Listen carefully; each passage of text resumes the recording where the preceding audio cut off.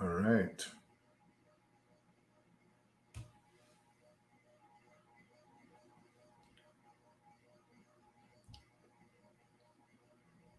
All right.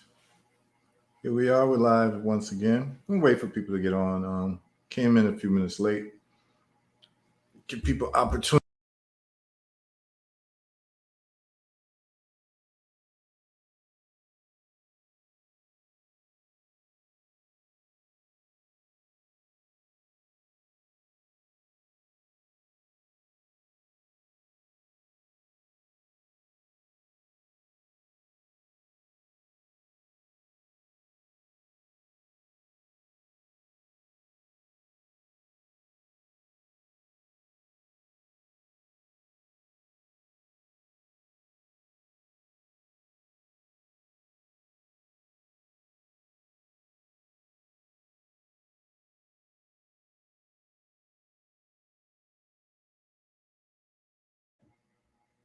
All right, y'all can hear me?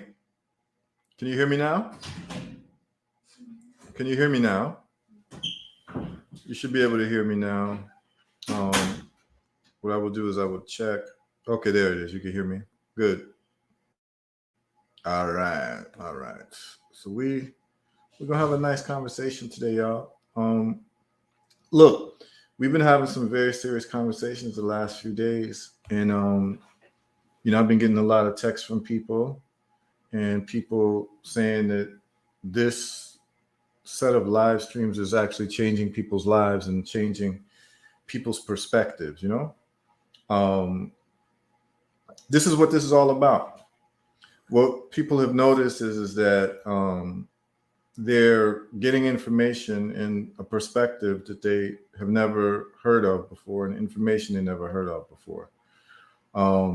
And that's what this is all about. This is for us to be able to share our experiences and to enlighten each other about this world. And we've talked about many important things. Give me 1 second. We've talked about money. We've talked about Bitcoin. We've talked about investing. We've talked about entrepreneurship. We've talked about history. And these are all very serious conversations that can be archived and really help you understand the world as you move forward.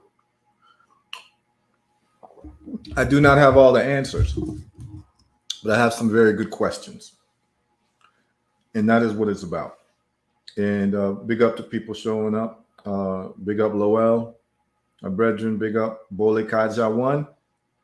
I think that's the way I pronounce it, Bole Kaja. Or is it Bol Kaja? Big up either way. But hopefully y'all are sharing these live streams. They get recorded and they're on my YouTube, they're on my Facebook. And so anyone can access them at any time. A lot of people have asked me also about the shirts that I wear, the tops that I wear. This is straight from Ghana, direct from Ghana, from Odeneho, Odeneho. He's my personal tailor. Whenever I go to Ghana, I visit his place and I pick up some nice African tops and bottoms. And here's the deal, y'all. And he has a way for you to buy online. So I believe he's on Amazon. He's in a couple places as well. Just search Odeneho. And the prices are good. I believe this purple top that I'm wearing, I got it for, I think it was like $40 or something like that.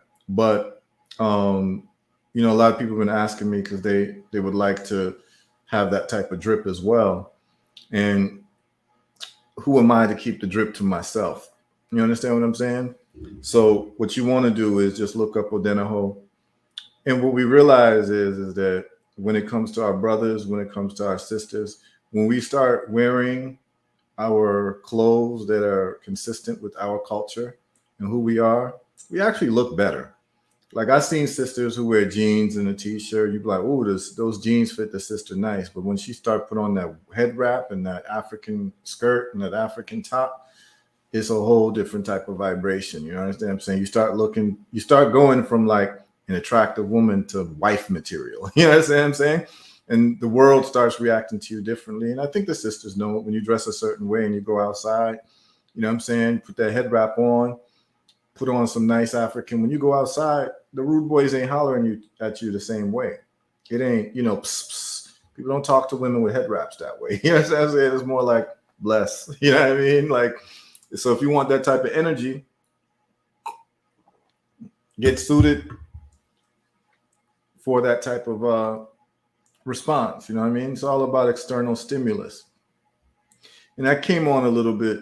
I came on a little bit late, 5 minutes late, and I like to give people a little bit of time to get on to about 8:15 before we get to the nitty gritty of everything. You know what I'm saying? But yeah, Lowell, definitely they look definitely heavenly. You know what I'm saying? When the sisters put on that head wrap.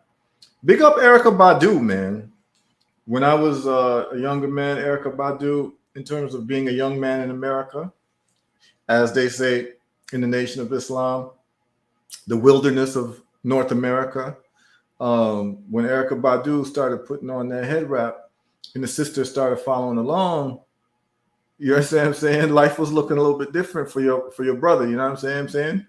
The sisters were looking different. You know, you started seeing the true beauty, and it's like you don't really see the true beauty of a people until those people are in their own clothing. And that goes not just for African people, but like Indians too, you know? Like I've had Indian friends, and when the Indian women would put on their saris, you know, their traditional garb, they just look so much more beautiful than when they had on, you know, what you'd call quote unquote Western clothes. So you know, and I've even seen sisters say it, you know, like if a man puts on a suit with a tie, they'll say, oh, you're looking good, you're looking clean. But when he puts on this Odenaho type of drip, it's a whole different type of conversation. You understand what I'm saying? Start talking about dowry and things like that. You know? Yeah. Well, Odenaho, just look it up, Odeneho. You know what I'm saying? I don't know if she got that from the Rasta women. She probably did. I know that during that time, the two biggest female artists in the world were Erykah Badu and Lauryn Hill. And a lot of sisters started wearing their locks on that Lauryn Hill energy because she was, you know, she was rocking with the Marleys. So she was, you know, she was keeping the whole thing, the whole energy, you know what I'm saying? She had a lot of inspiration from that. So she had her locks on. So a lot of sisters started putting on locks, threw away the weaves, threw away the straightening of the hair, and started experimenting with their real hair for the first time in their lives. A lot of them weren't even their fault. These are conversations I'm getting directly from sisters. You know, their mothers and their community kind of forced them to wear their hair a certain way. And there were many sisters I met in their 20s that said that this was the first time they actually got to feel their real hair, because it was all about getting their hair fried or quote unquote done all of their lives. And so, you know, they felt liberated, they felt free. So a lot of them were rocking the locks. You know, it was a beautiful thing to see.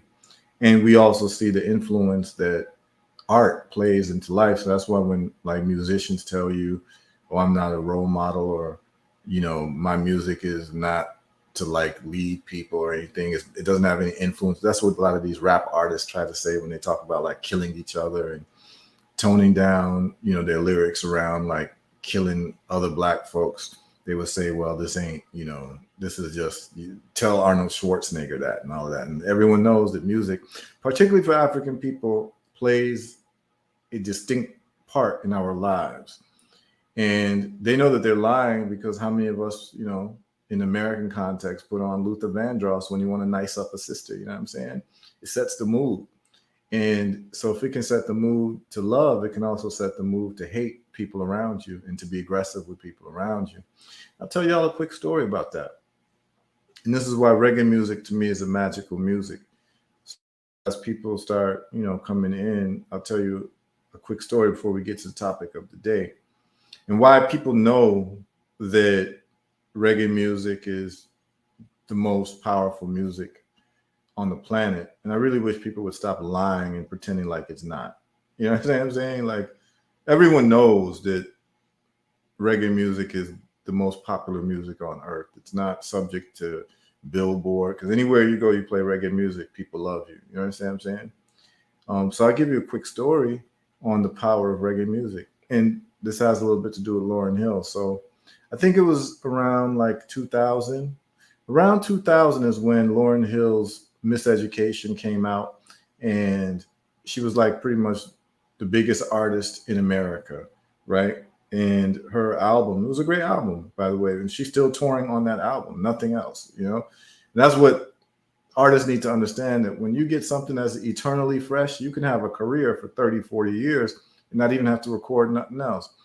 Lauryn Hill, for the last, 25 years, has been making money off of Funny How Money Changes Situation. You know what I'm saying? She's been doing that for 25 years and nothing else. You know what I'm saying? Because people just love that album so much. So anyway, I'm at the Bayfront Amphitheater, which is a place in Miami for those who don't know. It's a big performance venue that holds tens of thousands of people. It's outdoors. And during this time, it's the Bob Marley Reggae Festival, which the Bob Marley family would hold every year. It's a big reggae festival. And so, it's in the heart of Miami at the Bayfront, which is a beautiful place. It's right by, Biscayne Bay. Very beautiful, man. And Miami's a beautiful city. Let's get it twisted. Like, it really is a beautiful city. Tropical, beautiful city, palm trees all over the place, coconut trees, you know what I'm saying? Beautiful place. You don't even think you're in America when you're in Miami, for those who've never been to Miami.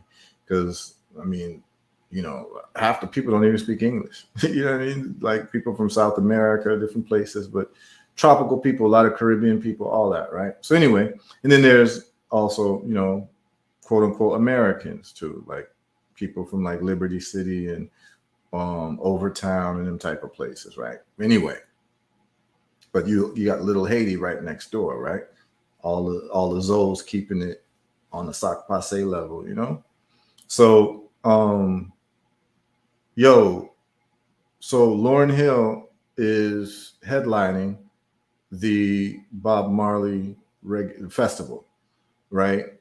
Now, the problem is, for those of us who are reggae purists, who understand that reggae is the best music ever, without any apology, and I say this from empirical observation and empirical experience, because, I grew up in America, and where I grew up in Chicago, they had the black radio station. So once I found out I was black, you understand what I'm saying? Like you come to America and like you find out you're black, and because you live in Africa, everybody's black, so you're not saying you're black. You understand what I'm saying? So you get to America, you find out you're black, and there's a black radio station. So I'm like, yo, I'm black, so I guess this is the radio station I need to listen to. And so, you hearing in Chicago, you're hearing a lot of what they call house music, really beautiful music too, with nice beats and dance music, but it's not really serious message music. And then at the time, hip hop is big, and I'm gravitating towards like serious hip hop, because that's the artist that's big. The Public Enemies, the X-Clans, Poor Righteous Teachers. You know what I'm saying? I always want to hear something a little bit more thoughtful. Not that I wasn't involved in the fuckery when I was a young kid, but I always had a conscience that I wanted to hear some truth and rights. And I guess that's what prepared me for reggae music. But anyway, so I got to the point when I first discovered Bob Marley's music, and my father would keep an album collection. These are the days when people used to keep album collections, man. And in that album collection, I saw an album, and it said Bob Marley and the Wailers. Now, at that time, I was about 16 years old, and I had heard whispers of a person named Bob Marley, but I didn't know who he was. I didn't even know if he was a musician. I was aware that there was a person named Bob Marley, and he was pretty important. So I thought he was like a mythological figure, y'all, like a Paul Bunyan or whatever, I didn't I didn't know that he was really, or John Henry. I didn't know he was a real person until I saw the album. It says on the album, it says, of course, yeah, BDP, KRS. I can't name them all. You know what I'm saying? I'm gonna have to start digging deep into the crates. I can get into that. We get to Lakim Shabazz and all of that. You know what I'm saying? We can do that, Lowell. But I didn't want to exhaust everything. But I'm seeing the album and it says Bob Marley and Wailers, and at this time I'm deep into hip hop. Like I know all the hip hop lyrics, you know what I'm saying? Like can rap everything, and it's just know it because it's part of just being a black child boy in America, and that's what they're playing, and so I'm into it. I've always been into music, and I see the album, you know, and in the album it says Bob Marley and the Wailers, then it says Survival. I'm seeing all these different African flags on it. I'm like, oh, damn, this dude named Bob Marley is actually, he's a real person. And I didn't even know that he lived when I was alive. Like, I didn't know, because I was born in 72, y'all. So Bob Marley passed away when I was 9. So I didn't even know that. I just thought he was a mythical figure. Anyway, I find out he's a real person by the time I'm 16. And I look at the titles on the album. And the titles of the album, one title stood out to me. And that title was Ambush in the Night. Like, that's a serious title. I'm like, what's this song about? Ambush in the Night. And I play and I put on Ambush. And we can do a whole live about Bob Marley because he deserves a whole live. And of course, my perspective of Bob Marley is going to be quite different than the perspectives that you hear that most people talk about. It's a whole different perspective, and it's a conversation that probably needs to be had. A lot of times when people talk about Bob Marley, they're talking about the wrong things. They want to talk about his personal life with women and all of that. But Bob Marley was not the only man in Jamaica with more than one woman. That's not what made him unique. What made Bob Marley unique was his output and the quality of his output, the quantity of output, the discipline. But anyway, it's a whole different thing. What type of antenna Bob Marley had, that's what needs to be discussed.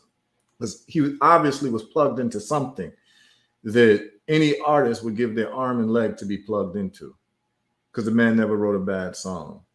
Anyway, I digress. I see Ambush in the Night, and Ambush in the Night, I play it. I said, I got to hear what this says. And this was the time when they had the lyrics on the albums. So you could actually, follow what was being said. And the man said, remember, I'm into hip hop at the time, so I'm big into lyrics. Some people is into the music and the beat. Me, if you ain't got the lyrics, I don't want to listen to you. So I'm already 16 years old, and I want to hear what someone got to say. Bob Marley says, see them fighting for power, but they know not the hour. So they're bribing with their guns, spare parts, and money, trying to belittle our integrity. No, say what we know.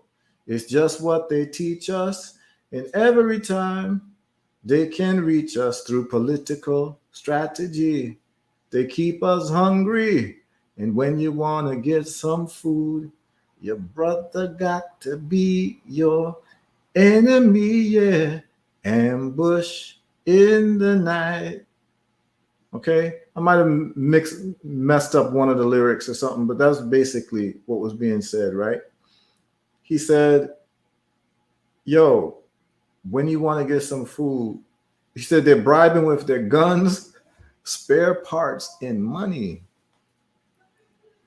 trying to belittle our integrity. He said, when you want to get some food, your brother got to be your enemy. And I was like, yo, this man is talking. And that was it for me. And that's what led me to this beautiful journey of reggae music, roots reggae music. I finally found the music that spoke to me. I found it. And from that, you start listening to more songs, top ranking. You know what I'm saying? And so I had already fallen in love with Bob Marley's music through my own investigation and not through the suggestion of DJs or radio stations, because my introduction to Bob Marley, if it was up to other people, it would have been one love, one heart. You understand? Let's get together and feel all right. That's what I would have been exposed to in terms of the things that's on the Legend album. But even that One Love song is a wicked tune, you know. Let them all pass all their dirty remarks. There's one question I'd really like to ask. Is there a place for the hopeless sinner who has hurt all mankind just to save his own? That's some big lyrics that a lot of people don't pay attention to when they listen to that song, One Love. They think it's some happy-go-lucky tune, but he's slipping some ism in there. He's got some ism in that song. So don't think that song is like just a party song and happy, you know, go lucky tune. We can do a whole thing on Bob Marley. Trust me. We can do it. If y'all want to, we can do a thing on Bob Marley. I would love to do that because I don't think that there's a proper conversation about this person. And by the end of that conversation, you'll see very clearly that he's like from a different planet. This is somebody who literally is an alien from a different planet. You understand? So, and I don't say those things lightly, y'all. I really evaluate people. Like, I don't just give kudos and props freely. You understand what I'm saying? But he definitely was different. Nobody like Bob Marley. So, anyway, so from that, I dropped the other musics and I go deep into reggae because here's the thing. I loved hip hop music, the conscious hip hop, but I could not rely on it. Even the artists that I love, I could not rely on them to not fall off the bicycle, to keep it truth and rights. There's a certain amount of misunderstanding of what's appropriate. Like I couldn't play certain hip hop around my parents, and coming from an African household, you don't play inappropriate things around your parents. It is like it's emphatically non-cipher. Like it's embarrassing. It's not, no. So, but reggae music I could play around my parents, yo. And I could play it around my grandparents, and you could play it around children, and they never lost the argument. Like they kept the argument in terms of truth and rights, Africa, all of that. Okay. All right. So check this out. So understand that I understand what reggae music is. I understand the power of reggae music, and I understand that this is a very special music, and I feel very blessed and I feel very fortunate to have stumbled across this music, which led me into a rabbit hole of artists and music that never stops. And at my age now, 40 years later or 30 something years later, I'm still discovering new reggae music. And I'm not talking about new music from a new artist. I'm talking about new music from the 70s that sounds like it was made yesterday. These guys was on a mission, but it's a whole different conversation. We can get some reggae artists up in here and all that, but we can have a very deep conversation. It deserves a conversation. So anyway, I'm at the Bayfront Amphitheater, yo. And I'm there for, of course, there's some roots reggae activity happening in Miami. I'm living in Miami. I got to partake. I'm not letting any roots reggae activity happen and I'm not there. You understand what I'm saying? So I made myself available and I'm there and I'm outside and it's packed. Like I'm talking packed, like you barely move in there. There's thousands and thousands and thousands of people there. Now, let me give a little ism to y'all about outdoor concerts. Whenever you are at a concert that's outdoors, you position yourself by a tree. Why do you position yourself by a tree? Because if there's ever a stampede because of some type of excitement or anything where people start running or there's some type of commotion, if you stand by the tree, you can't get trampled over because the people would then run into the tree. So the tree actually protects you from being trampled in a crowd. So, I mean, I just gave y'all life-saving information if you never really peep that type of situation. You know what I'm saying? So, of course, I'm standing by a tree, you know, and I'm there. And this is what happens usually in America. You go out to a concert. That's why you don't really see me at clubs. You don't see me like, because I just can't trust the people who play music for me. It's like I can't trust you giving me medicine because I know you're going to at some point slip in some poison in terms of the medical establishment. That's how I feel about music and DJs. I can't really go out because inevitably they're going to play music that's poisonous to my spirit, and I just can't take it. I just can't. Like, I'm coming, and if I know that it's a roots reggae show, I'm coming. But remember, Lauryn Hill's coming from the hip hop thing, but she married into the Marley family. She's the biggest artist at the time, so she's the headliner of the Bob Marley Festival, right? Because she's Lauryn Hill Marley, like legitimately, right? She's married to Rohan. So of course they have some reggae acts, but because she's also a hip hop artist from the Fugees, I guess they thought it'd be a good idea to bring in that element too. And so a lot of DJs who are not cultured, like selectors who are not cultured, they see a big crowd, they're going to play the music that I guess they like and they play. So of course, and this is what happens, and this is why like it's very, very dangerous to attend a musical event in America. And what I mean by that is that even if it's supposed to be reggae music, they're going to find a way to smuggle in hip hop. Okay? They'll find a way to smuggle it in, right? Because that is the music of Black America, is hip hop. But the problem with hip hop is hip hop don't really have no rules. Like, it's not about like lifting up Africa. Like, reggae has rules.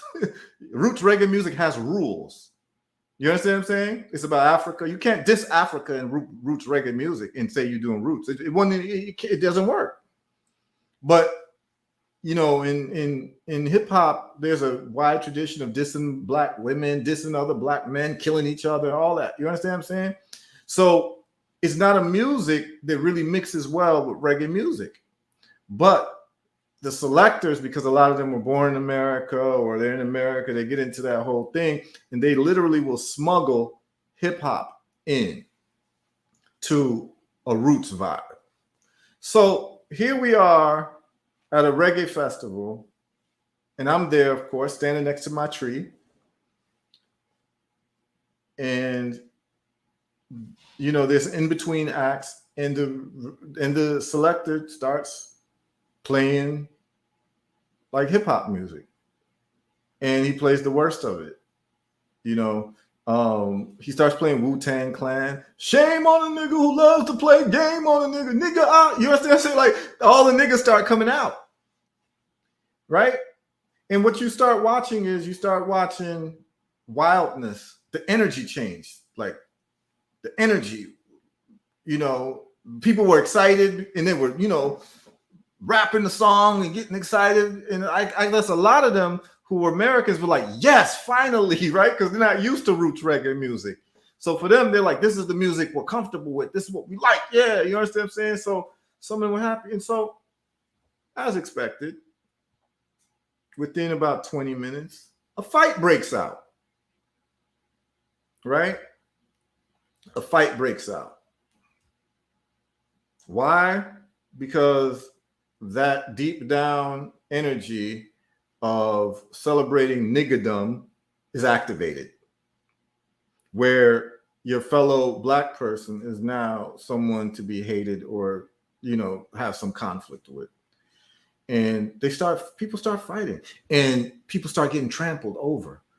And the thing is that it's a huge crowd. So it's like one section, but people are starting to run because you don't know if someone got a knife, someone got a gun, right? America, everybody got a gun. So you don't know if people are going to start shooting. Like Nas says, oh, they shooting, you know, made you look. You understand what I'm saying? They shooting, oh, made you look. Like, this is just what it is in America. And those people listening international, yeah, everybody got a gun in America. This is weird for people who live in other countries. Like, legally, you can go to a grocery store like a Walmart and get a gun. In America, you can walk into Walmart and buy a gun. Like, for those listening internationally, that's America, you know? Crazy ass country. So anyway, the people start fighting and people start running. I'm standing by the tree like this because I know what's up. The DJs who are playing this music, I hear them and they see the fighting. And the thing is that if it starts to grow, it's like a snowball effect.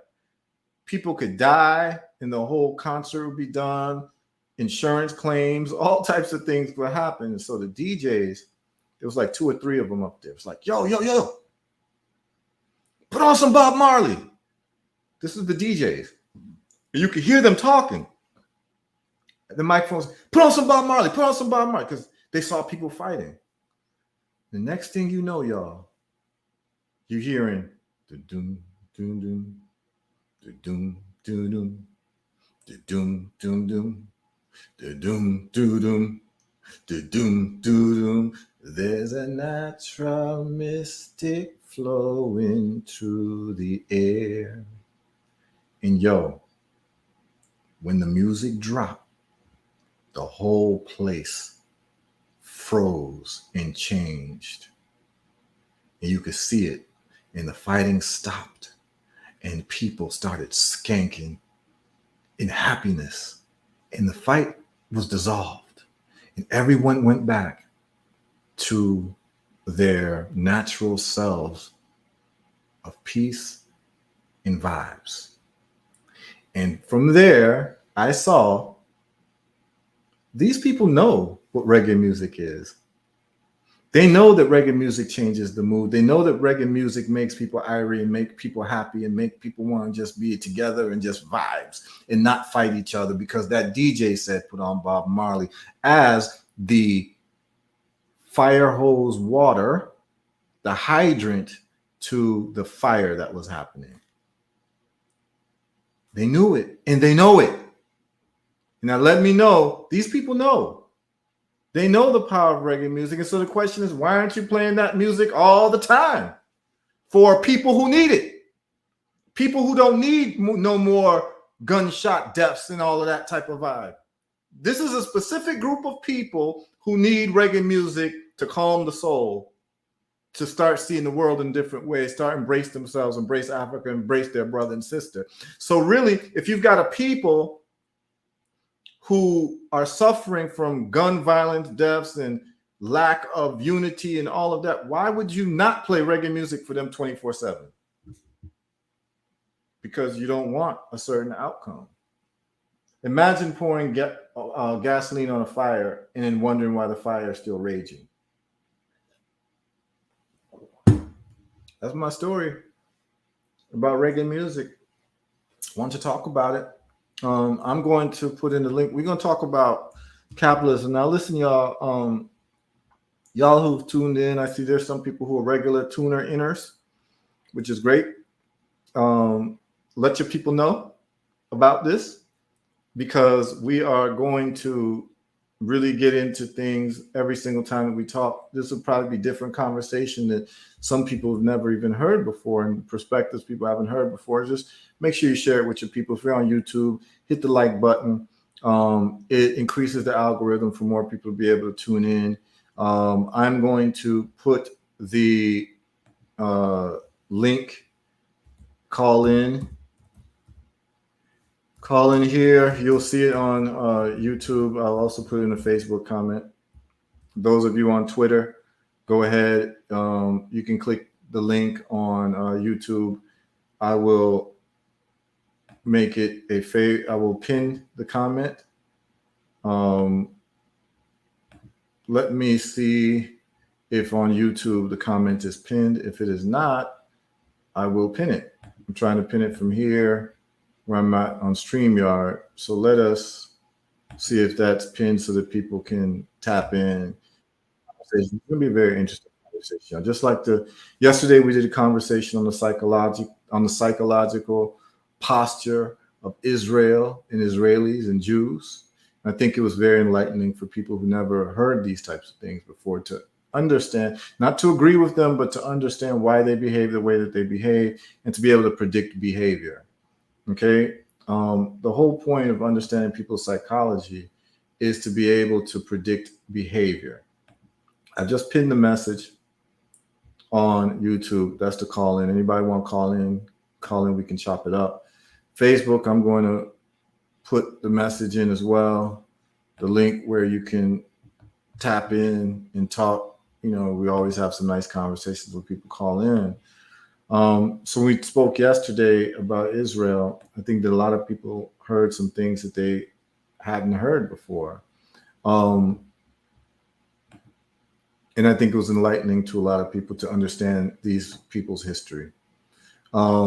We talked about Bitcoin. We talked about the Chinese and the opium wars. We talked about a lot. We talked about winning and the psychology of it. We've talked about the Unabomber's manifesto, which many people were surprised to hear about. What I'm trying to do is I'm trying to find the live on Facebook. Here we are. All right. I'm going to comment on Facebook, and it's going to say call in here.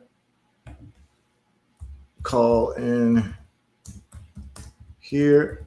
But I see a lot of people are tuning in on YouTube instead of Facebook, which is good because Facebook doesn't allow you to monetize. So I'm only on Facebook because of the people who reach me and inbox me. So I like to give them an opportunity to let them know what we're doing. So yeah, I put in the call-in link, and we are going to get started with this conversation, which is a very, very, very necessary conversation for us to have, yo.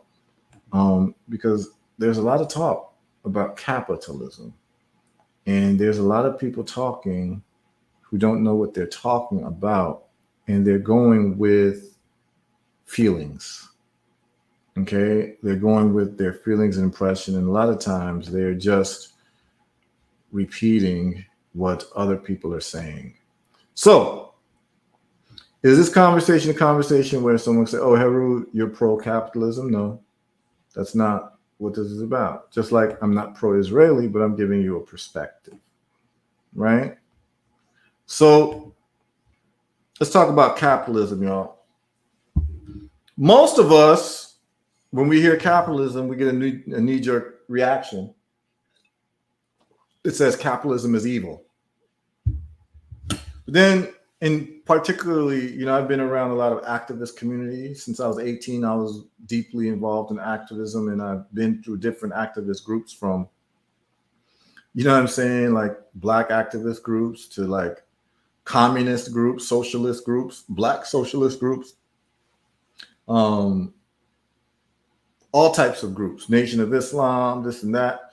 And so I've had an opportunity to be around different modalities of thought. All African People's Revolutionary Party, Republic of New Africa, UNIA. I've been around. I've seen some things, and I've heard people talk. And to a number, people would say, capitalism is the devil, capitalism is evil. But then on further review, when you ask the people, what is their definition of capitalism, they don't really have a good understanding of capitalism. What they'll say is, well, capitalism is when you put money over people, right? Because what they've seen societies of inequality, unfair societies, people making a lot of money, and then some people making no money, people being in the street. And that's what they will see as capitalism. But let's just deal with capitalism, and we can deal with some of the psychological underpinnings of a lot of people who say that they hate capitalism and their characteristics, which all of us will be familiar with, and some of us will be in this room and may not be able to recognize themselves, because very rarely do people recognize themselves when it's not in a favorable light. So one of the best definitions of capitalism that I've heard is a short and sweet definition.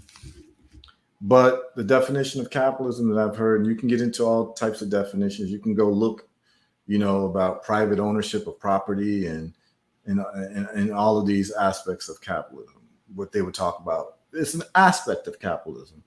But really what capitalism truly is the productive use and reinvestment of capital. That's what capitalism is. But then the question becomes, what is capital? Now, to define what capital is, a lot of times it has to be defined through a cultural lens. What do I mean by that? There are different types of capital. And to understand what would cause you to define capital in a certain way, you need to understand some basic things around what Cheikh Anta Diop calls the two different cradles of civilization. So you have the northern cradle of civilization and you have the southern cradle of civilization. In the northern cradle of civilization, they have certain characteristics based on basically environmental factors, which then created a culture. And then in the southern cradle of civilization, which Africa is part of, has certain environmental factors, which then have a culture that emanates from that, right? So, for instance, the southern cradle of civilization has characteristics of what you would call like group work and group identity, where the needs of the group overrule the needs of the individual. Whereas in the northern cradle of civilization, which is like Europe, Caucasus Mountains, them type of places, colder areas, they're known to have a culture that emphasizes the individual over the group. You will notice things like a different relationship, a symbiotic relationship with nature, with the people in the southern cradle, and you will have an adversarial relationship with nature for people in the northern cradle. And this was all necessary for people to survive, because when you're talking to Europeans about loving Mother Nature, please understand that for people who really evolved in an ice age, what we call Mother Nature is a stepmother to them. You understand what I'm saying? Because you had to actually learn how to defeat that environment, because during the winter time, anytime you have weather, you see the human being needs to be at like 98.9 degrees, something like that, in terms of the temperature of a human being. Anytime the temperature drops lower than that, you have to engage in activities to bring your body back to homeostasis at that temperature. So a lot of times you had to be a parasite onto the natural surroundings, which means, you know, chopping wood and using it to heat. And so now your relationship with trees is a lot different than somebody who's living in a tropical environment where they're not really chopping down trees just to survive. Trees now can become sacred, right? So now you have a different relationship with your environment. So a lot of times when we're trying to ask the Europeans to behave in a way that we think is more conducive to the environment, we're asking them for too much, because the environment that they grew up in was actually trying to kill them, right? Winter time and all of that. And so their relationship with children is going to be different than our relationship with children. Whereas in the southern cradle of civilization, children were a blessing, because that was an extra hand to help you in farm work.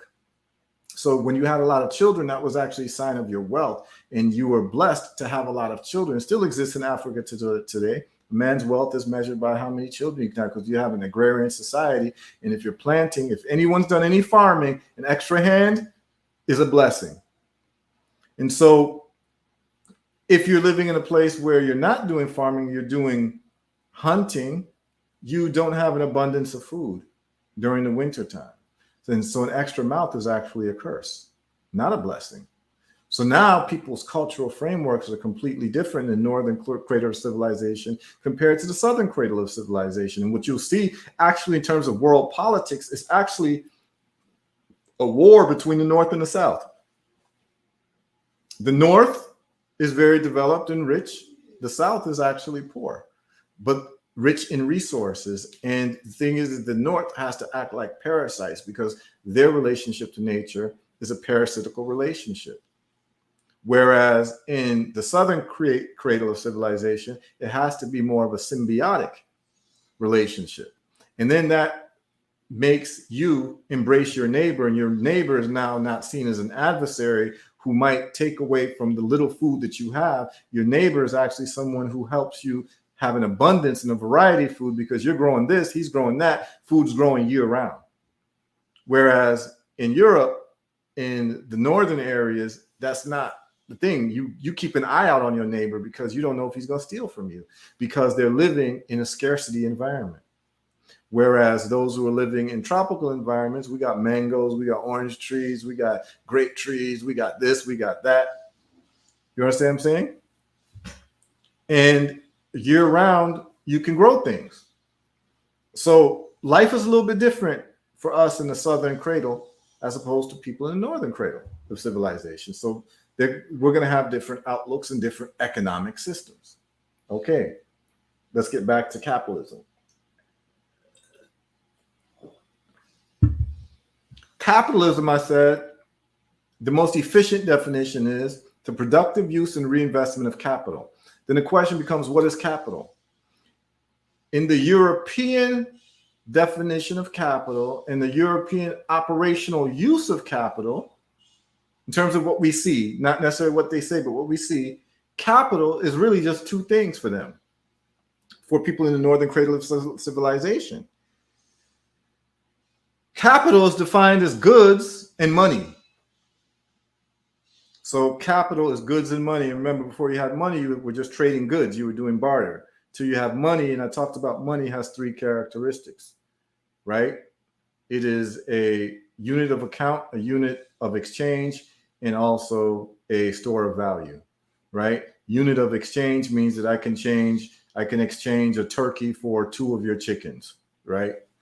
So we can exchange. But let's say I don't have 2 chickens, or you don't have the turkey, we can use money to replace that. So it's a unit of exchange. That's what money is. So that is how they say goods and money is capital. And also it's a store of value and a unit of account. A unit of account tells you that this item X is more valuable than this item B. And the money will reflect that. You'll have more value for this item X and less value for this item B, right? So money serves those 3 functions: unit of account, unit of exchange, store of value. That means that you can store it, and tomorrow it will still have value, more or less. But because it is a store of value, it can be considered useful for money. It can be whatever you want to designate as money, as long as it has a store of value. It's something that doesn't disintegrate, overnight, then it can be used as money, right? So you couldn't use like milk as an exchange unit of money, because milk goes bad. Like that same milk will go bad overnight. So it's not a good store of value. Okay. So now you understand that the northern cradle of civilization looks at capital as goods and money. However, there are different types of capital beyond goods and money. There's human capital and there's environmental capital.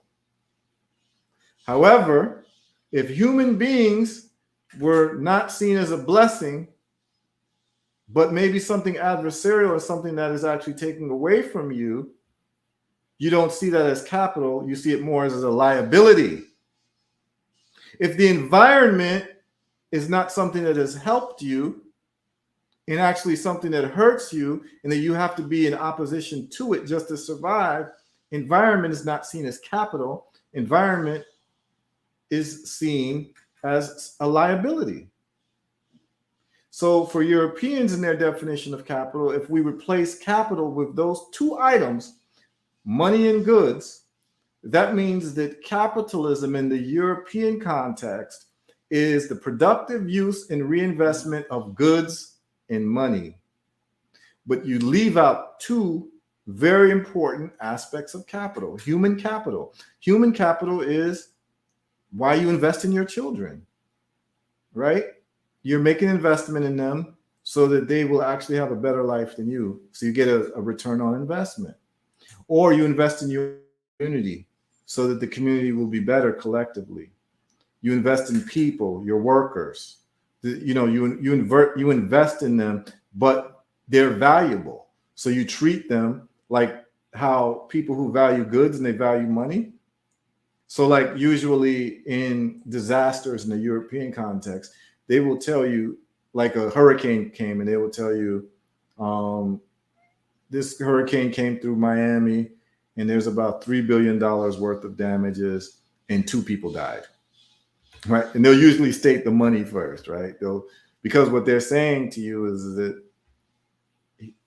capital, in terms of money and the loss of capital, is very important to be talked about in natural disasters. Whereas if you go to southern cradle places and there's a natural disaster, they very rarely will mention how much money was lost in terms of damage. They'll say 2 people died. They won't say it was $1 billion worth of damages. And just pay attention to these things. Anywhere you go, and that's why traveling is quite important, because you see how other people process the world quite differently than you. If you've been in America all your life, you get used to certain things that may not be normal to other people in the rest of the world. It's good to travel because it disintegrates the ego. You get to learn that the world doesn't see the world the way that you see it, and that you have to actually shut up because you're no longer in the majority. You're actually a visitor, and you need to understand people's language. You need to understand that the world does not revolve around you or cater to you. And Americans have a hard time with that because Americans are used to people catering to them. And many of them, when they travel, they don't even attempt to learn other people's languages, right? And learning another language is actually very valuable because you can understand how people think. Language teaches you to think. It tells you a lot about a people. Just like we talked about the other day, the Haitians till this day use revolutionary language when they greet each other, and that means what's happening, and the response is not boule, which means we're burning. So in America, you say what's happening, you say, oh, I'm fine, or everything's cool, or whatever. In Haiti, they say we're burning because during the Haitian Revolution, the whole thing was to burn plantations. And they still kept that tradition alive. So a Haitian says not boule, they're actually tapping into their ancestral memory of being revolutionary, fighting against slavery. So it's part of the language. So that's why it's important to learn other people's languages, because you learn a lot about them and their history. So anyway, I digress.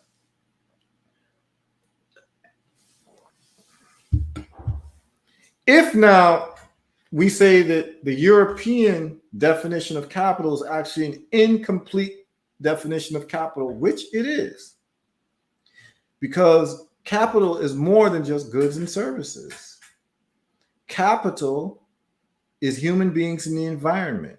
So now if you include human beings and the environment in the definition of capital, your definition of capitalism then becomes the productive use and reinvestment of goods, money, human beings, and the environment. And all of these things become sacred. Because capital in capitalism is sacred. It's protected. You go to jail for disturbing people's capital because capital is valued. You see, capital is the thing that's most valued in a capitalistic society. But if you define capital in a limited way to only 2 things and not 4 things, then it's nothing to protect your warehouse full of goods and money, but don't give a damn about the river that's next to the warehouse where you can pollute it with chemicals, because the environmental capital is not part of your definition of capital. But if environmental capital becomes part of your definition of capital, you will not pollute the rivers, because you will see that the environment is valuable. So when we talk about capitalism, we're actually talking about an incomplete definition of capital based on the European value system or the Northern Cradle value system. Is everyone understanding me? Are you all following me? Let me know if you all are understanding what I'm saying, if it's making sense. Just write in the chat. Just let me know, yeah, yes or no. Or if you'd like some aspect explained, let me know. Because I want to make sure that people are following me, because when I move on to the next things, this is necessary to be understood.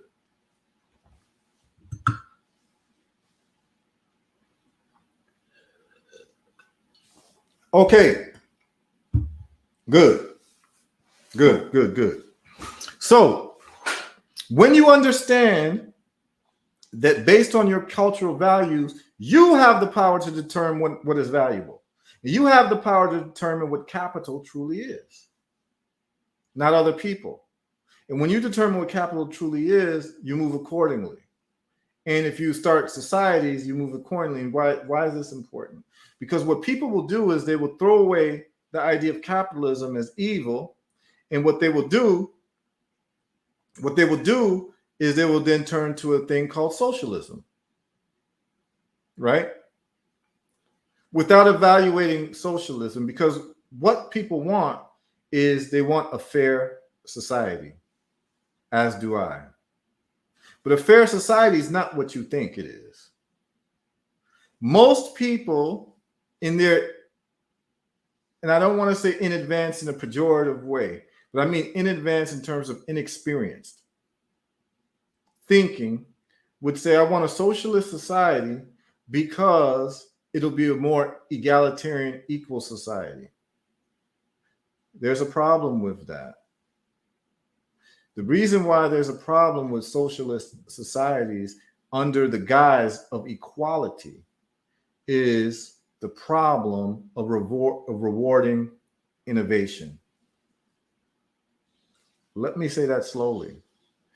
If we all get the same thing, and this has been experimented in, like in the Soviet Union, there were, and even in Cuba, they had bread lines and food lines. Everyone get a ration of food. Everyone gets the same amount of food, right? They determine what the caloric need is for everyone. Everybody gets the same amount of food, irrespective of who you are, what you do. And at first you'd be like, well, that's cool because I'm living in America where some people starve and some people are gluttons. And I can understand and I'm sympathetic with that, right?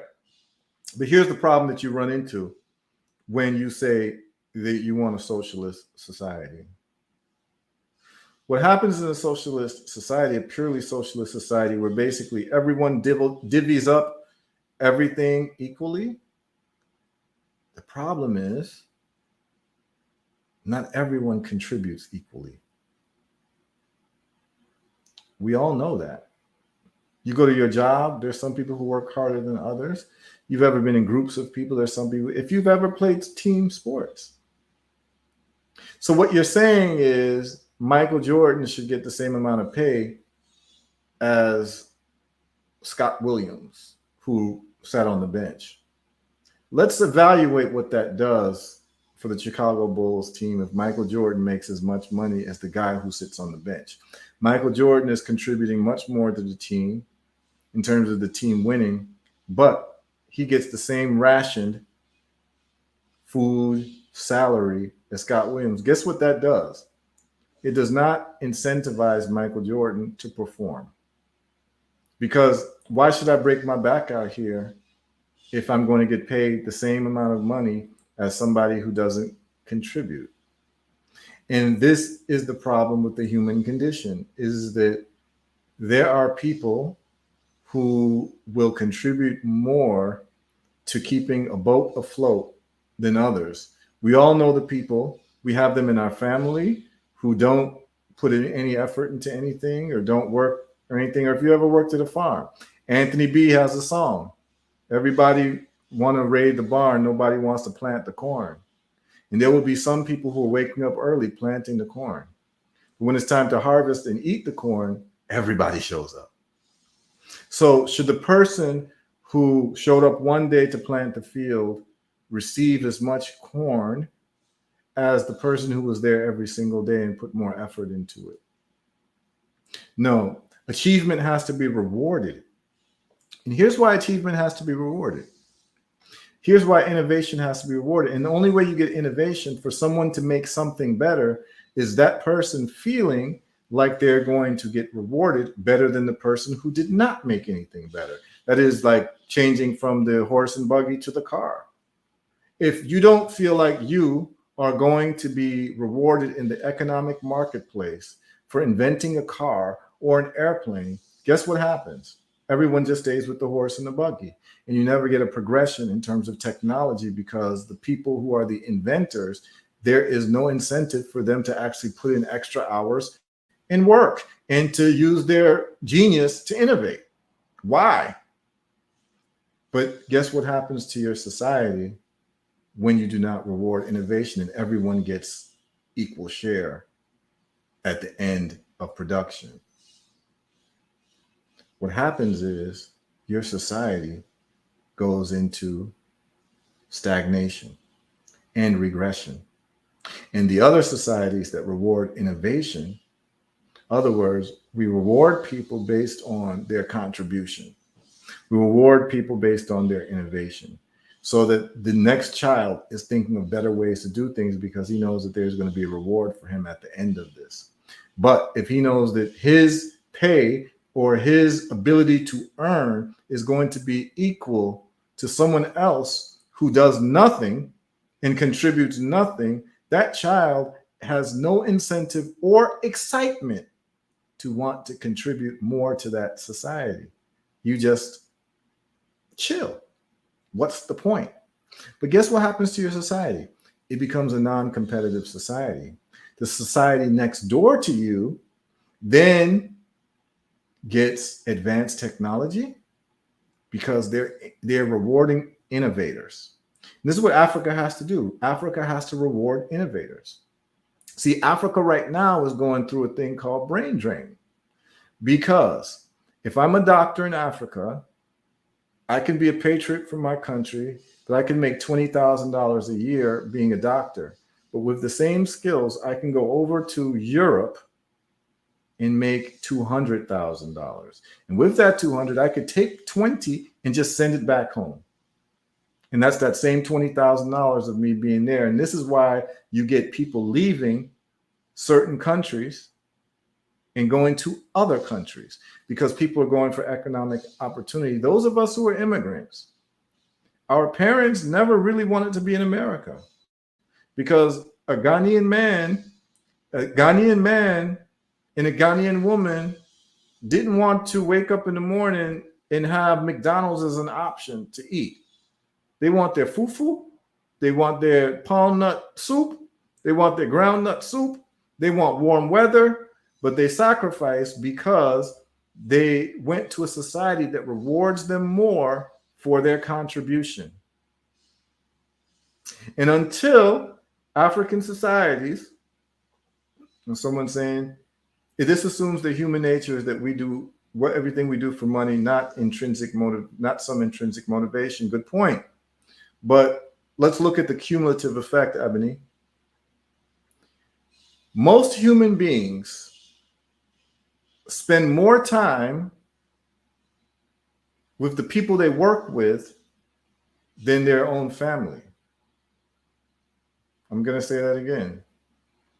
Most people spend more time with the people they work with, more waking hour time and attention with the people they work with than their own families, who they say they love. What that tells you is that there's an economic driver just for the presence of a human being. Just for your presence, it's an economic driver. And if it wasn't for money, most people would not wake up and go to their job. They don't go to their jobs for what you call intrinsic motivation. Most people go to their jobs, I'd say 99.9% of people go to their jobs for money. Most people go to school for future money. Very few people, I'm probably one of the only people I know who went to law school for intellectual curiosity. I did not go to law school to become a lawyer. I went to law school because I was actually intellectually curious about jurisprudence and what it's all about. And when I graduated, it just happened so fast. I was like, damn, I guess I got to practice law, which only lasted for a few years. I talked about that earlier. But the point is that do not be surprised about the amount of time the human beings spend in making money, sitting in 2-hour traffic to get to the job, 2 hours there to the job, and then 2 hours home.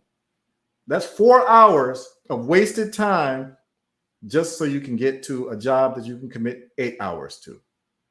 So now you spent 12 hours in a 24-hour day because of the economic driver.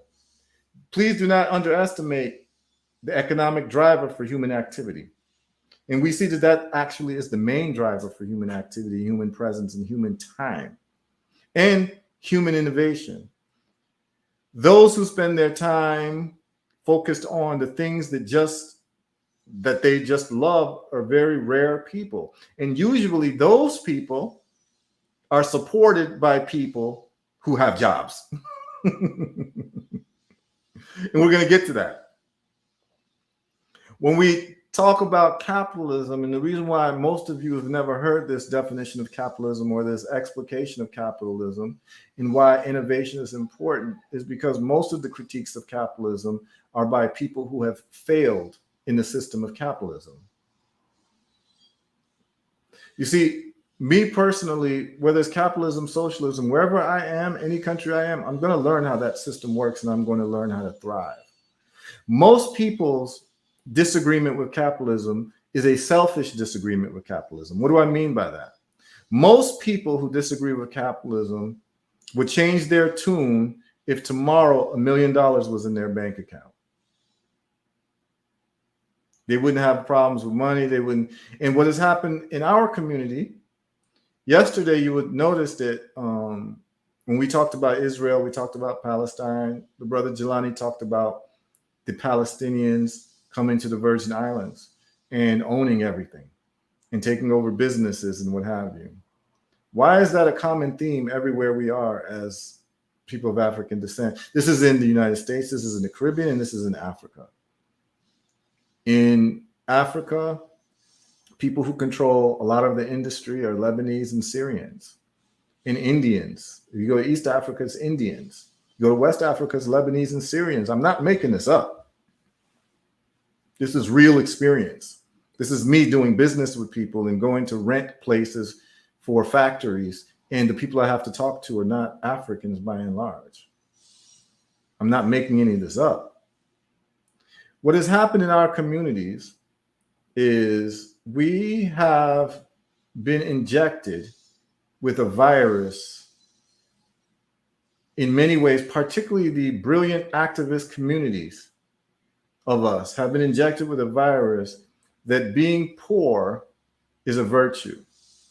Being poor means that you're not greedy and evil and you're not a capitalist.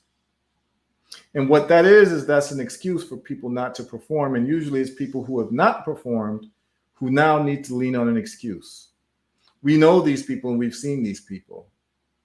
People who have no problem as adults crashing on other people's couches and waxing poetic about the state of the world and their critique of economics and capitalism, while at the same time they benefit from those people who actually work in a capitalistic environment. And what do I mean by work in a capitalistic environment? They have a job with a company that makes money.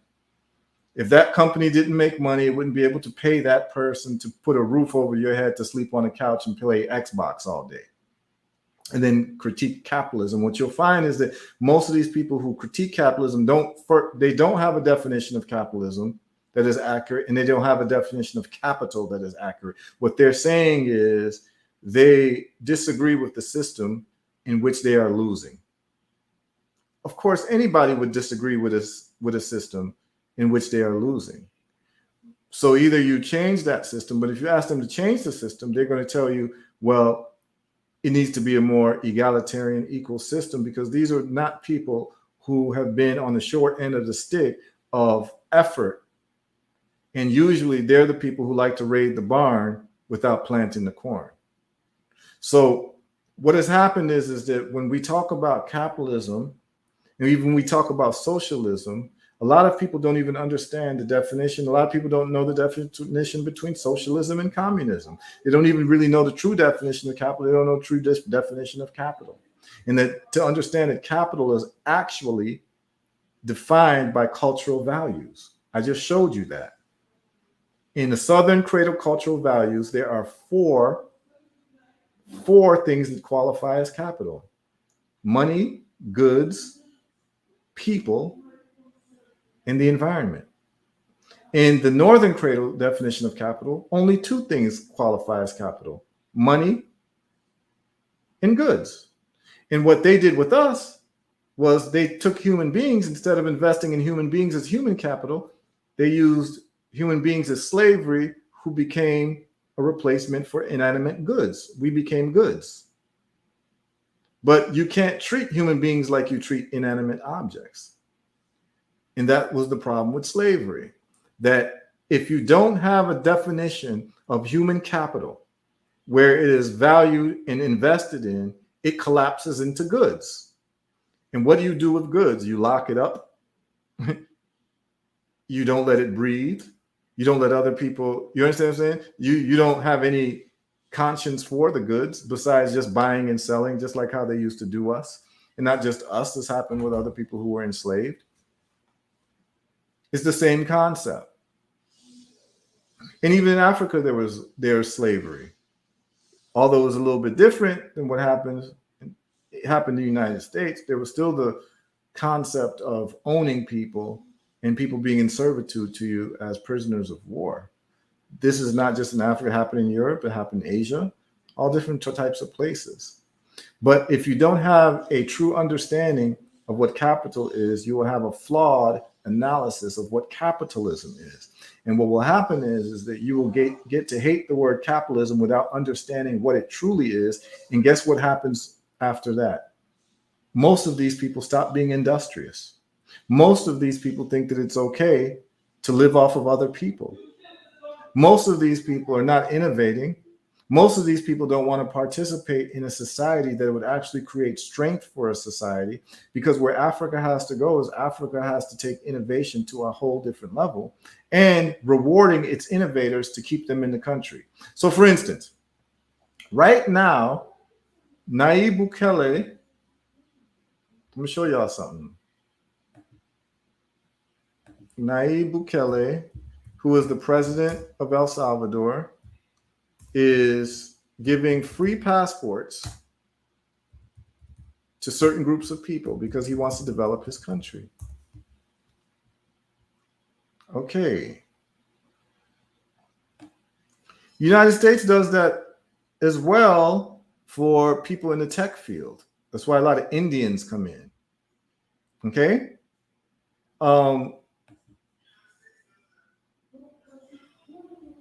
I'll just share this with you all. This is on Twitter. You know that I told you all that Twitter is a cheat code. Everybody should sign up for Twitter and you follow important people there. Facebook is not the place for high-level conversations. Facebook is the place where you meet old friends you used to play at the park with. Twitter is to follow the movers and shakers of this world. So let me share this with you all. So on Twitter, I follow Nayib Bukele, who's the president of El Salvador, who made Bitcoin legal tender. So basically, I get reports from him every day of what's going on in his mind, and I don't have to read the news to find out what's happening in El Salvador. I can read it directly from him. Here's what he did recently.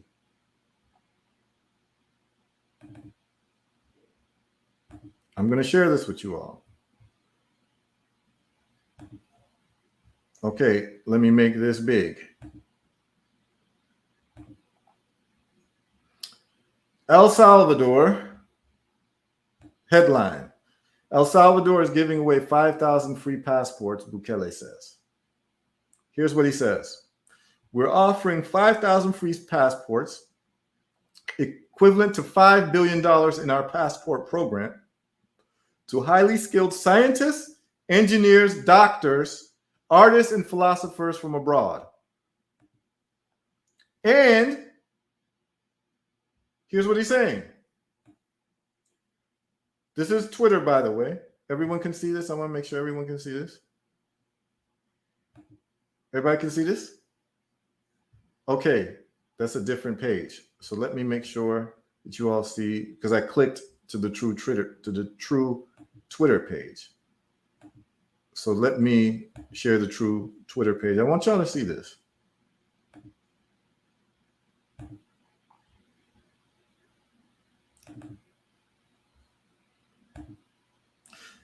Nayib Bukele, the president of El Salvador, says this was posted April 6th, 10 days ago. So you all are getting the news directly from the president of El Salvador. We're offering 5,000 free passports, equivalent to $5 billion in our passport program, to highly skilled scientists, engineers, doctors, artists, and philosophers from abroad. This represents less than 0.1% of our population, so granting them full citizen status, including voting rights, poses no issue. Despite the small number, their contributions will have a huge impact on our society and the future of our country. Plus, we will facilitate their relocation by ensuring 0% taxes and tariffs on moving families and assets. This includes commercial value items like equipment, software, intellectual property. Stay tuned for more details. And he's also given them tax amnesty. Do you all see that? Do you all see that? He understands that to build a country, there are certain people you need to have, and you need to incentivize for them to be in your country. This is not someone who's playing around. This is exactly what Africa and the Caribbean places would have to do to actually be able to compete. You have to poach. It's called poaching. You have to poach talent. Just like Microsoft poaches talent from Google. You make the package more attractive for the people who are going to make your society competitive. Remember, we are all living by the laws of the jungle. In the laws of the jungle, it boils down to everything you're saying sounds good, but can you kick my ass? And if you do not have a hold on technology, science, mathematics, engineering, you can't compete. You can't compete. And the sister's right. You can start negotiating your presence in these countries, because guess who else has done this? So to me, the top 4 leaders in the world, I've named them: Nayib Bukele, Paul Kagame, Nayib Bukele of El Salvador, Paul Kagame of Rwanda. These 2 countries I know intimately because I've been to both countries under their rule. Lee Kuan Yew and his successors of Singapore, and also Sheikh Zayed of Abu Dhabi, United Arab Emirates. Those 4 people are the leaders that you need to really look into, because they understand how this thing works. Okay, so Rwanda has citizenship, fast-track citizenship for people with special talents.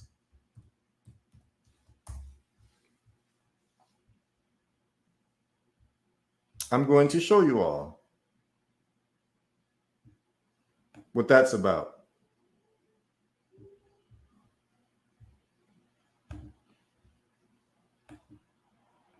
Now, you all are seeing this. Many of you all are seeing this for the first time. Why? Because you tuned into my show. There's value for tuning into this show. I'm giving you all, I'm soaking y'all with ism every single day so that you understand that there are things going in this world that's being kept away from you. So that you have a rigid understanding. You have a rigid understanding of the world around you, and you think that America is the only game in town.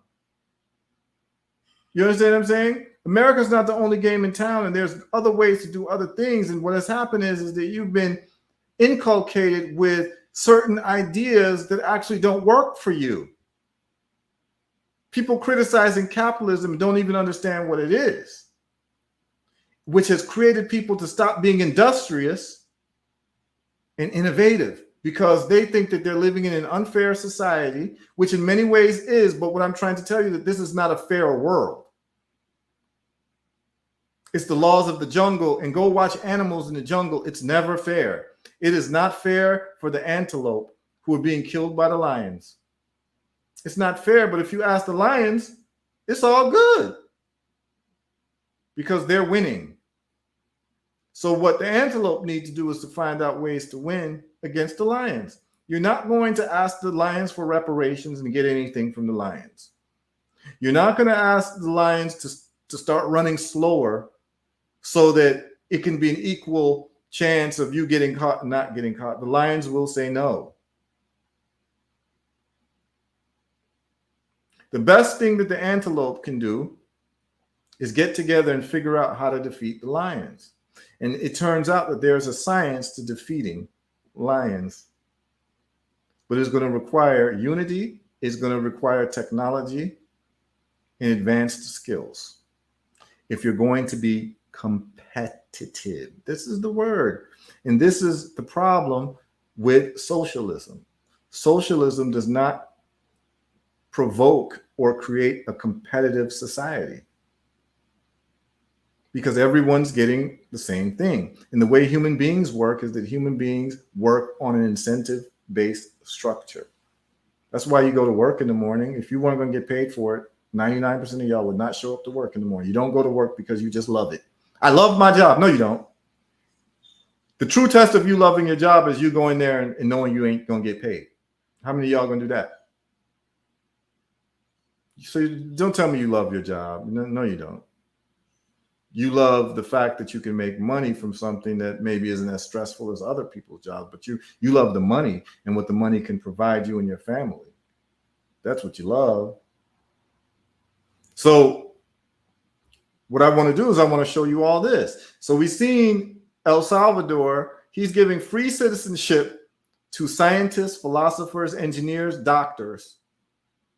These are the people who build your damn society. And he's poaching them from all around the world and giving them 0% taxes. Like I told y'all, I thought when I went to El Salvador 2 years ago, I came back. I'm talking with my wife, I'm talking with my family, and I'm like, yo, El Salvador is the lick. The only problem with El Salvador is not a sufficient amount of reggae music there. Y'all gonna laugh, but I know what I need. Everywhere I go is salsa, and I just couldn't. That just wasn't me. You understand what I'm saying? I mean, you know when you feel home. But the thing was, they got Bitcoin as legal tender, so you get paid in Bitcoin, can save in Bitcoin, all of that. They took care of crime. They had ivermectin you can get over counter. They took care of their pandemic problem. The hospital they had for the pandemic was completely empty because when you got sick there, first of all, when you got there was no requirement for a proof of a jab. You didn't even have to take a test.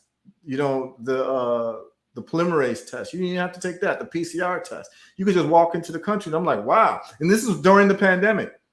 And get to find out that their main hospital that they had for illnesses of the pandemic was empty. And then you found out that when you got sick with any symptoms, the El Salvador government gave you a free care package. And it included ivermectin, vitamin D, what else? Ivermectin, vitamin D, zinc, and azithromycin for any secondary bacterial infections. And so they got their COVID cases to almost zero, and they had to close down the hospitals because they just didn't have patients in it anymore. And I was like, this is a society I want to live in because they're thinking straight. The problem is when you have to live under leadership that doesn't think well because they got too much glucose in their brains. And that's what's happened with a lot of African leadership. A lot of African leaders, first of all, a lot of them in their 80s, they're living ancestors. They're too old. A lot of them don't even know how to send email, and they're head of state. And I know this because I've talked to them and I've met them. And a lot of them just got too much glucose in their brain.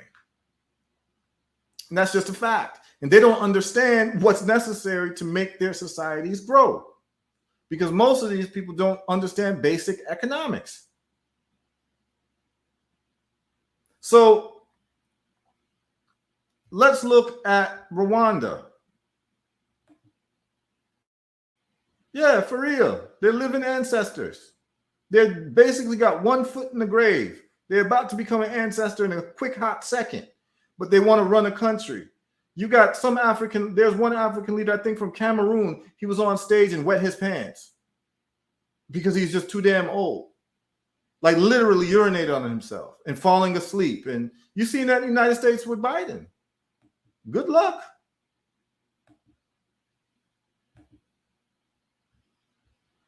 Check this out. Rwanda. Citizenship Rights in Africa Initiative.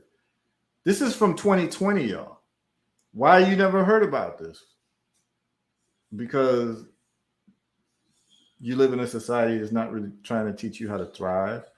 Got talent, integrity. Rwanda offers citizenship. Let me make sure that you all can see this. Let me make this bigger. All right, here we go. Got talent. Foreigners may soon acquire Rwandan citizenship on the basis of national interest if they have special skills or talents and the ability to offer sustainable investment activities. Okay? So what they're saying is, if you have special skills or talents, what would that be? Those skills and talents in developing a country. That means anybody who's a civil engineer, you're going to get a passport. Civil engineers are the ones who build the roads and the bridges. If you're a mechanical engineer and you know how to fix factory equipment, you get into Rwanda.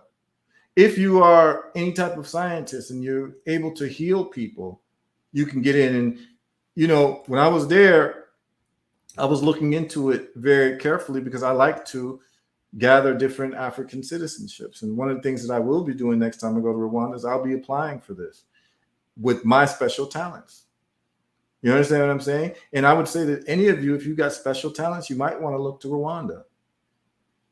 And I'll do a special live on Rwanda. My time in Rwanda, I'll share pictures with you, video, all of that. You'll see me there. You'll see my wife there. You will see us having a meeting with the foreign minister, and he's just talking about how they want more Black folks from the diaspora coming to Rwanda to help build the country. So don't let anybody tell you that Africans don't want you if you Black and you coming from America or the Caribbean. No, Africa wants you, because they told me a lot of times they don't know where I'm from.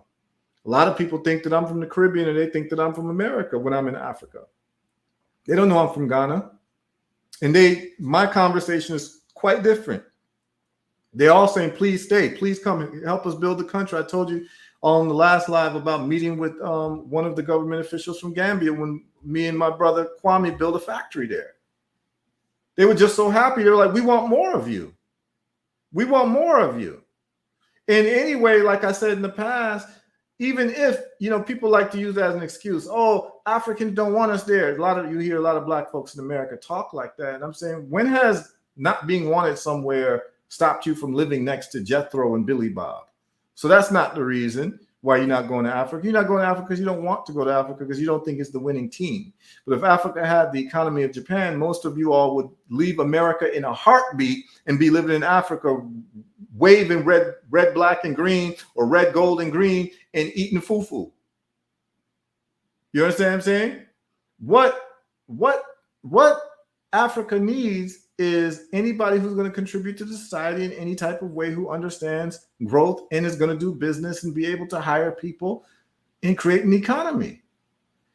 Now, someone asked, Rwanda needs a former celebrity makeup artist. Maybe, because they have a growing entertainment business. And so I can tell you right now, most of the women in Rwanda wear their natural hair. A big business in Rwanda is natural hair care. Like if you can do locks and things, most of the women in Rwanda do not wear weaves and do not wear perms. They have natural hair. A lot of women have locks. A lot of women wear their afro. They wear natural hairstyles. I'd say probably 80% of the women. And they're drop dead beautiful. Drop dead beautiful. You understand what I'm saying? Let me say that again. Drop dead beautiful. I'm a connoisseur of beauty. That's just one of the things that makes me happy. And what I'm saying is that if you are somebody who's into the female aesthetic in terms of female hair care, skin care, all of that, you do pretty well in Rwanda because there's not a lot of people doing that type of business in Rwanda. It's not. So you would find yourself as one of the only games in town. Like, this is what you all guys saying about Africa, man, is like, if you go to Africa and you come with an innovative business, you will more than likely be the only game in town, particularly if you're adding a little bit of innovation to it. You'll be the only game in town. And so in Rwanda, they're very clear about special talents and giving people citizenship. Citizenship a lot of times means that you can buy land without having to lease it. You have different privileges and rights as a citizen. And in El Salvador, they're very clear on it. El Salvador is a place for people to visit. Someone asked, what do I think about Nairobi? I've been to Nairobi once. They say that it's changed. In comparison to, since I've been there, in comparison to Rwanda, it's a much bigger city. Much bigger. I mean, talking like highways, like you would see in the United States, like freeways, highways, those type of. You don't see highways in Rwanda. It's basically like New York City. It's like an African New York City. That's what Nairobi is like. Traffic was really, really bad there. I didn't like Nairobi because the traffic was bad. It was not nearly as clean. They say that it's gotten better. But Nairobi, if you want to be involved in business, is a great place to be. There's a velocity of money there, which lets you know that you're going to be involved in serious economic activity. So anybody who wants to, go to Africa and check out Nairobi is a city that you can't miss. You need to go and see what Nairobi has to offer to you. Now, in terms of Kenya works for me a lot better than Rwanda when it comes to certain things I like. You know what I'm saying? Like Kenya, their number one music is roots reggae music. So that's kinship to me. That's where I'm comfortable. But I like Rwanda because Rwanda is like 100% safe. You can walk in the middle of the night. Women walk at 1 a.m. like freely. You understand what I'm saying? It's clean. When I mean by clean, that you don't see paper on the ground. I'm not even talking about like garbage. I'm talking about you don't even see paper on the ground. Really, it's weird to see it. The roads are beautiful, beautifully paved. The mountains, it's a hilly and mountainous country, so you always have a beautiful view. The air is beautiful. And it's a society that you can be proud of in terms of what they've done in a short amount of time. It needs to be studied. But some people like Mombasa. Mombasa is a lot quieter. There's a huge Arab influence in Mombasa. So you see a lot of women walking around with burqas and their eyes are covered. But that's a beach. It's a city on the beach. It's smaller. But if you want a metropolitan city that's on the beach, almost like a Nairobi on the beach, that would be Dar es Salaam. Right? So Dar es Salaam would give you, that's Tanzania. Dar es Salaam, Tanzania, that would give you the best of both worlds. So you can have a beach life, get your coconuts, and also at the same time being engaged in high level commerce because it's a city, like a real city with like skyscrapers and that type of thing. You understand what I'm saying? So you get that in Dar es Salaam. Mombasa, you won't get that. It's more like a smaller city, on the beach, very quiet compared to Nairobi, but that's Kenya. And so, I mean, there's things we can talk about. We can talk about East Africa. Zanzibar is an interesting place, but very underdeveloped. Zanzibar is completely squandered by the people who are in charge of it, the Tanzanians. It should be a place that should be a pristine place because the name evokes some type of things with human beings to think that it's this beautiful place. It sounds like this, like, there's two names like Zanzibar and Casablanca. Those types of names make people want to go on honeymoons, and you think that you're going to go to this, paradise place. And Zanzibar has a lot of work to do. If you go to the hotels and the resorts, it might be, nice in terms of what you see of Zanzibar. The interior, I've never seen so many coconut trees until I went to Zanzibar. So it's beautiful in terms of nature, but in terms of man-made, Zanzibar's got a lot of work to do. All the buildings want a power wash, trust me. Um, so yeah, Nairobi is something to look at. So whoever's interested, how far apart are these Kenyan cities? So Tanzania, I mean Nairobi, a flight from Nairobi to Mombasa, I think it's like maybe an hour and a half flight. I think it was. Because we flew from Nairobi to Mombasa, then we flew from Mombasa to Zanzibar, and then Zanzibar to Dar es Salaam. I believe that's the route that we took. So we decided that we wanted to do a tour of East Africa, and particularly the beach life, because we into the Caribbean vibes. We're coming from the Virgin Islands and Dominica, so it's like we got to have our coconuts and we got to have a beach. And that's one thing that Rwanda is short on, is the beach, But yeah, Kenya is a big country, but it's something for people to look at. The people are lovely and beautiful, full of vibes, But back to the topic, when we're talking about capitalism, innovation, being able to draw people in, being able to keep talent that's necessary to build your country. If you don't understand that the world is about competition, and people who are talented go to the most competitive places that have the biggest reward. Just like a basketball player. A basketball player who's a very productive basketball player and very good and scores a lot of points, he has a choice of which teams that he can go to. Why would he play for the home team that's going to pay him $100,000 when the Los Angeles Lakers is going to pay him $10 million? He's going to go to the Los Angeles Lakers. You understand what I'm saying? That's one of the reasons why LeBron James left Cleveland and went to Miami. It was a bigger market. He said, I'm taking my talents to South Beach. It was just a bigger market. I mean, he left for other reasons too, but it was a bigger market. He could make more money and have more endorsement deals and all that. Also, you got in New York City. So the point of the matter is, and one of the reasons why he moved to Florida is because there's no state income tax. See, so people start moving based on incentives. And so, if you live in New York, if you make $1 million and you live in New York, you got to pay a state income tax, which is like 15%. So you just lost $150,000 if you make $1 million. Whereas if you lived in Florida, you wouldn't have to lose that $150,000 because there's no state income tax in Florida. That's why a lot of athletes like to play in Florida or Texas, because there's no state income tax. And they hate being domiciled in New York or California because you're losing 15% of your income just for where you live. And that's why you've seen huge migrations away from New York. When the pandemic happened and people were allowed to work from home, it showed you a couple things. Number one, it showed you how spiteful employers are, because you could have worked from home all this time. They just never let people. They'll let you do it when there's a pandemic and still run the business, letting you know that it was actually possible. But they want you to show up to work. Why? Because it's more about keeping you obedient than actually you being more productive. And many people in the workforce would be more productive if they could just work from home and didn't have to deal with coworkers that they hate.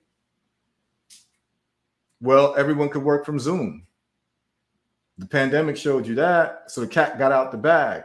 So then when these people in New York and California was like, wait, I can work anywhere, I could live anywhere, and all I have to do is just submit my work online. Guess what the smart people did? They sold their homes in New York and California, particularly those European Americans who are comfortable living in places like Wyoming and South Dakota, where land is 10 times cheaper. You know what they did?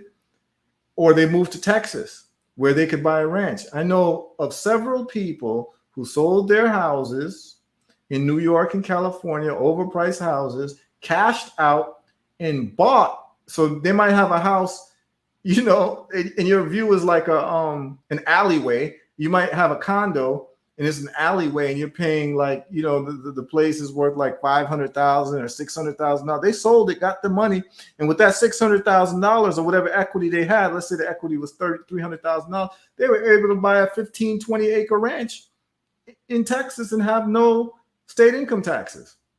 A lot of people did that.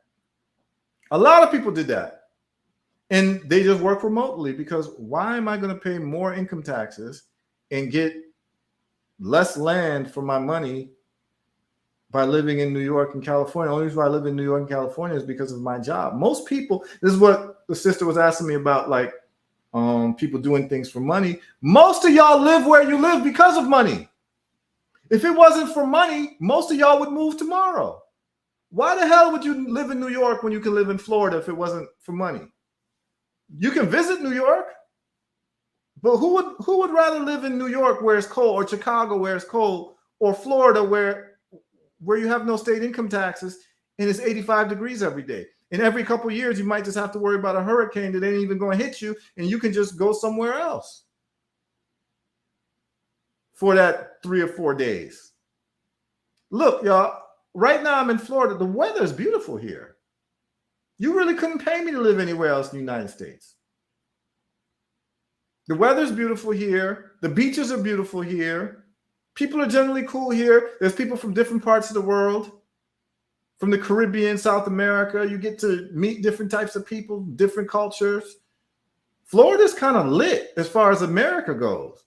I always tell my wife, like, I'm not a big fan of America, but I love living in Palm Beach. You understand what I'm saying? Like, I just keep it real. Why would I live in New York and pay more money for less, and pay state income taxes, and have to see rats in the subway, and can't drive a car because anywhere you park, you can get ticketed? Come on, man. People don't understand how much money dictates people's decisions. People don't understand how important money is to your life, and it decides what most people do. So once you understand that money is not something to sneeze at, you see, this is the reason why we get lost in the shuffle and the competition, is that something has happened in Black culture where a lot of us feel guilty for thinking about money, because we're taught this biblical thing about it's easier for a rich man to go to heaven than something, eye of a needle or something like that. I don't even want to get it right, but you all know what I'm getting at. Then the camel will go through an eye of a needle, right? Like, we've been taught not to take money seriously, while everything we do is dictated by the pursuit of money. Where we live, how many hours we work, the people we spend time with, and even sometimes the people we marry. That's a whole different topic. But money dictates people's moves more than anything else. So if it does, and we're going to be realistic about it, let's learn to take it seriously. And when you start having a relationship with money that you take seriously, you get serious about making it, and you get serious about not just throwing it away. Because when you don't respect money, you're going to throw it away, and you don't invest it. You just spend it on whimsical things, and before you know it, you don't have it, and you don't have choices. And so one of the things that a professor told a class one day said, define economics. People were like, oh, economics is the distribution of capital through. He said, nope, wrong. Define economics. Student says, oh, economics is the organization of capital through nope, wrong. He said, economics is the science of choice. That's what economics is. And if you don't have your economics together, you don't have choices. If you want to go to Jamaica tomorrow, you can't book a ticket and go because you ain't got the money. You ain't got the choice. If you want to eat something that might be a little bit more expensive, you can't afford it because you don't have the choice. You can't move around. See, freedom is about choices. And when people tell you money's not important, don't study it, firebun capitalism, they're really telling you you should be happy with not having choices. And I know this sounds radical for a lot of people who've been trained to hate capitalism, but understand that most of the times the person who trained you to hate capitalism it's actually a personal vendetta that they have against capitalism because they never thrived in it. Most people do not have an objective and fair assessment of capitalism because they feel like they've been hurt by it. And it's not that they've been hurt by capitalism, they've been hurt by cultural values of a system that they don't quite understand and have not been taught to understand and dominate. You see, when you're not taught how to play chess, you're going to hate chess because you're going to be losing all the time. So whenever someone talks about chess, fire button chess, I hate chess, man. Chess is this and chess is that. Because no one ever sat down and taught you the rules of playing chess so that you could actually thrive within chess. I didn't create any of these economic systems, but believe you me, if I'm in China, I'm going to thrive. I'm going to find out how it works and thrive there. If I'm in Saudi Arabia, I'm going to find out how the economy works and I'm going to thrive there. If I'm in America, I'm going to find out how it works and thrive there. I don't care if I'm in the North Pole. I'm going to find out how it works and I'm going to thrive there because thriving gives you choices. And what you'll find out is a lot of people who have this hatred towards capitalism, they'll be the first people who want to borrow money from you. And this is fact. You say, well, I thought you hated capitalism. Why are you borrowing money from me? I mean, I've seen it. I've been at lectures, man, like the funniest lectures where people talk about, capitalism and fiat, and this United States dollar ain't worth a piece of toilet paper. And they're talking, and they say at the end of it, can we taking donations out the hat? I've seen it. I've seen it. I've been there. Pass the donation cup. Papa need brand new shoes and a sweatshirt. Yo, I seen it. Yo, I seen it. I've been there. People need to really understand what this thing is, man. Any system you're in, you should be trained to thrive in it. Hell yeah, I've been there. I seen a whole lecture where the lecturer, who's an esteemed person in the Black community, talk about the Federal Reserve and how your money ain't money and how it's actually debt. And these things are correct. And how it ain't worth the piece of toilet paper and this and that and blah, blah, blah, blah, blah. And at the end of it, he was begging people for money. And I mean, literally begging, like he was saying, like, I gotta pay my mortgage is behind 3 months. Y'all help me out. This is real.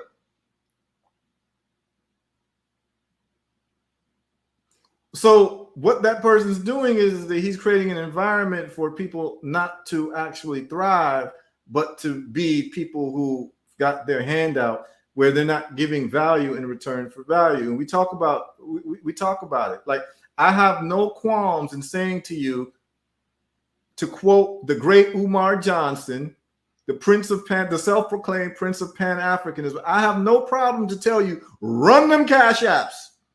And the reason why I have no problem to tell you that is because I'm very consistent that I need every single dollar that I get so I can build factories in Africa.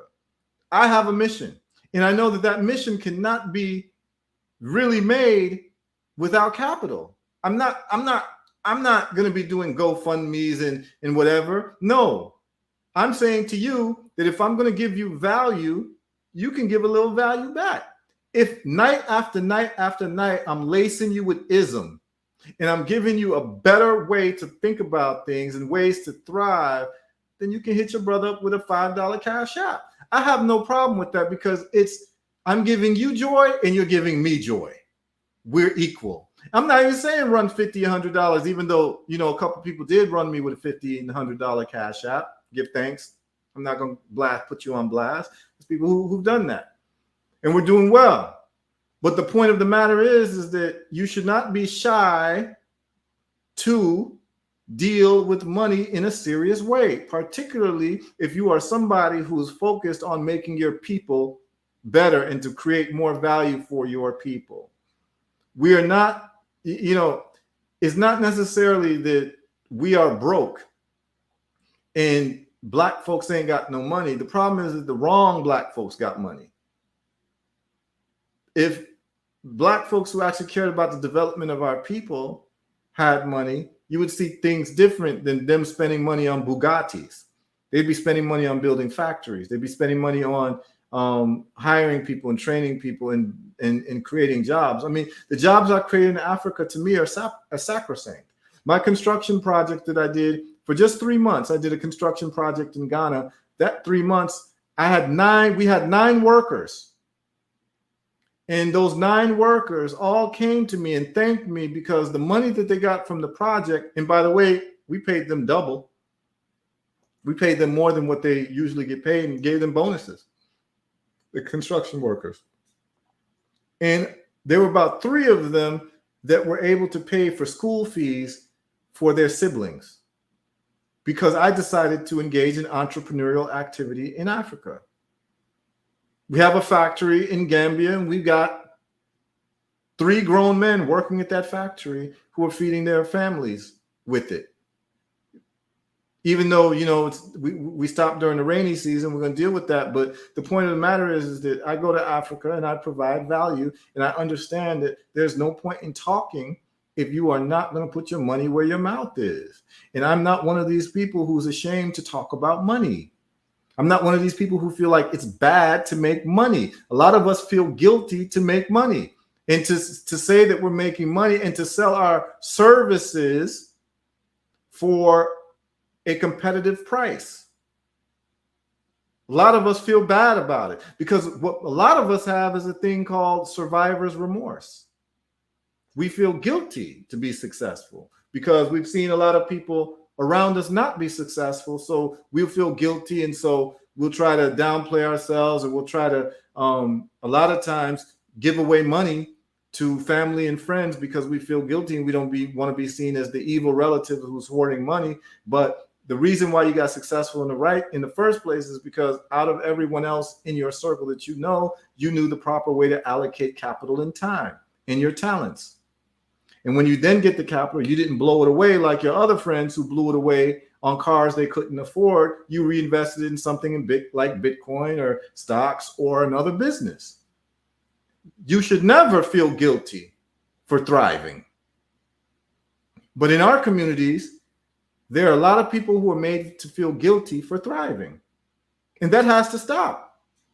Because these are the people who are going to make us competitive. Not the people who are sitting on the couch playing Xbox, waxing poetic about capitalism and how it sucks.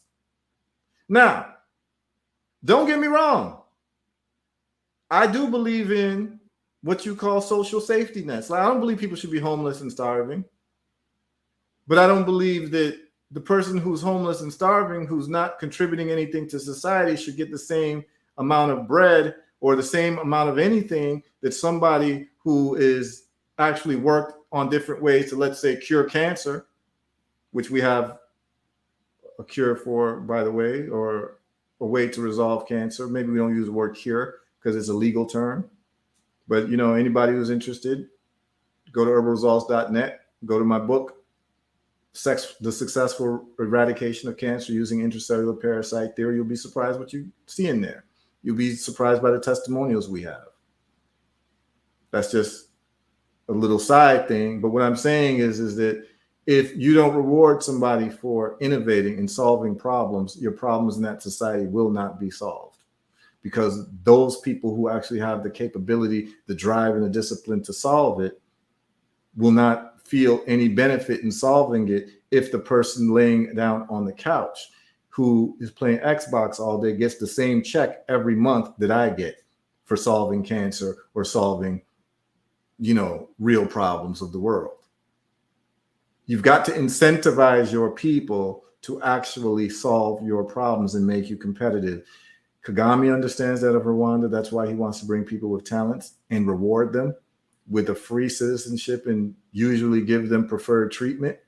And that's why Nayib Bukele wants to bring them in and give them preferred treatment. These are the people that you want in your society. And it's very important that people don't lose track of that, because these egalitarian societies that you're talking about actually don't exist. Because even in communist societies, you have a thing called nepotism, right? Where the child of the ruler has a better life than everyone else. And I'm for nepotism, by the way. I'm not against nepotism. Every parent should want their child to have an advantage based on the success of that parent. That's why a lot of us work hard and we want our children to have better lives than us. And you goddamn right, my son has first dibs to run my factory than a stranger's son. You goddamn right. I do it for him. I do it for his descendants. Just like Dame Dash said in a legendary interview, you understand what I'm saying? I work for my last name, not my first. Even though my first name is a real good first name, Heru. But Ofori-Atta is more important to me because it's about legacy. And nepotism is hated by the people who don't benefit from it. But everyone who benefits from nepotism loves it. Wouldn't you love that your parents left $1 million for you? Wouldn't you love that your parents were the owners of, I don't know, a major industry where you don't have to ever fill out an application or a resume? Wouldn't you love that? And would you complain about that not being fair? You see, the people who complain about the world not being fair are the people who are not doing well in the world. Because when you start doing well in the world, you want to stack the chips in favor of your own children and your own people. This is natural. You understand what I'm saying? Someone asked me, may I ask if you could create a curriculum for your children to prepare them for a successful life? What subjects would they be? What subjects would they learn?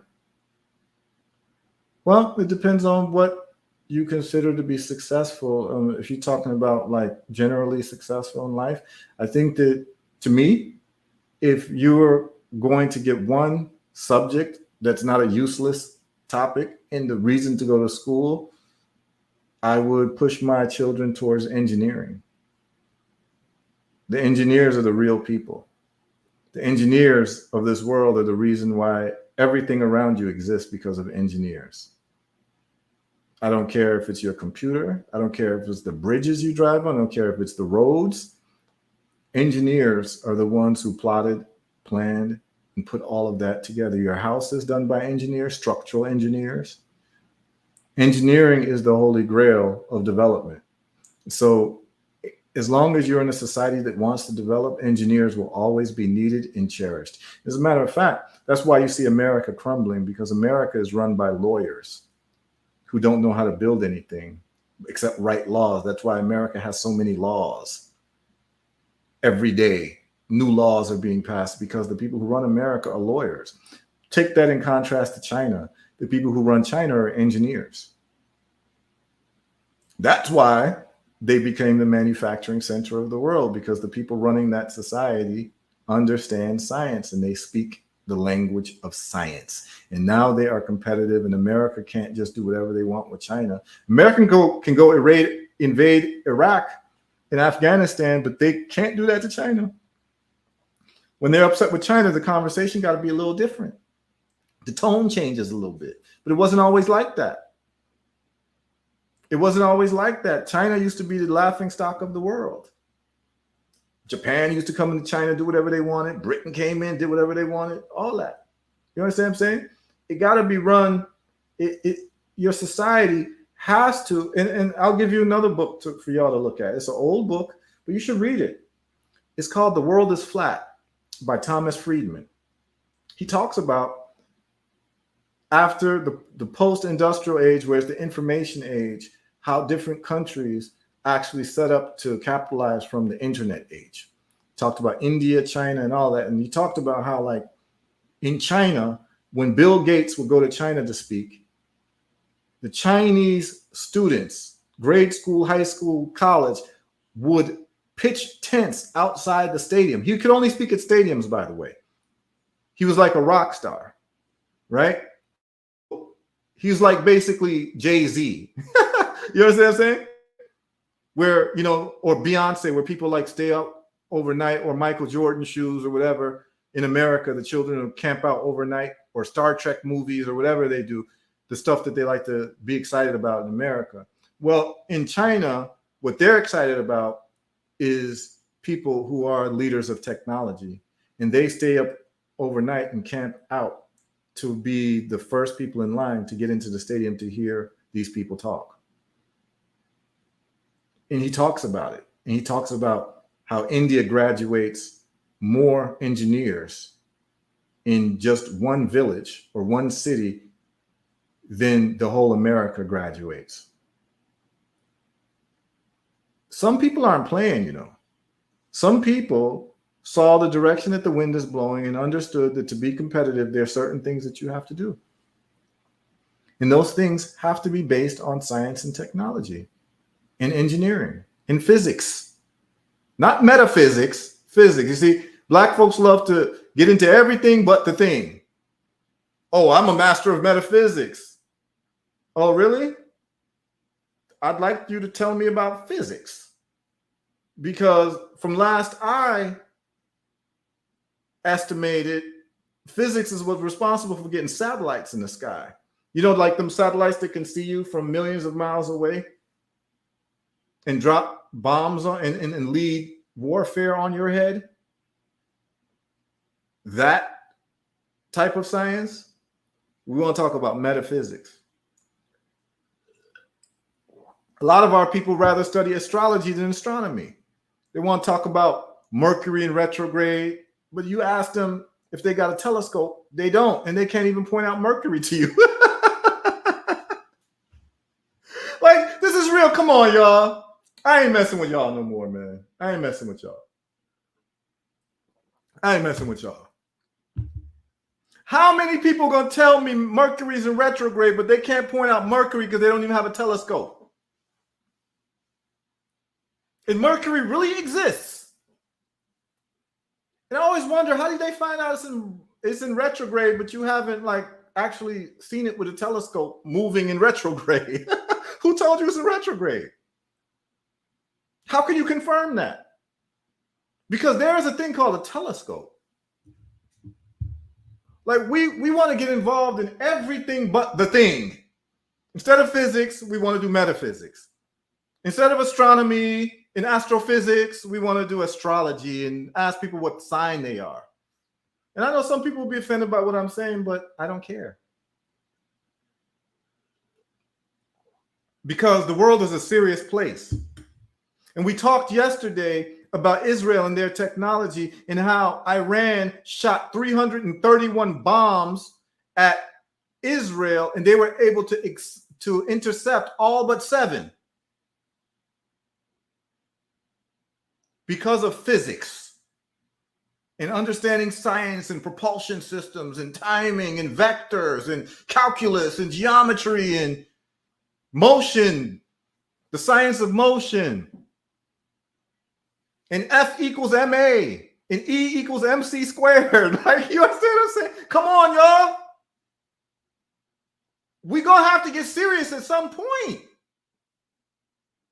We're going to have to stop dodging money, stop acting like money is evil, while all of us is broke and looking at each other and scratching our heads because for some reason someone has tricked us that making money is a bad thing.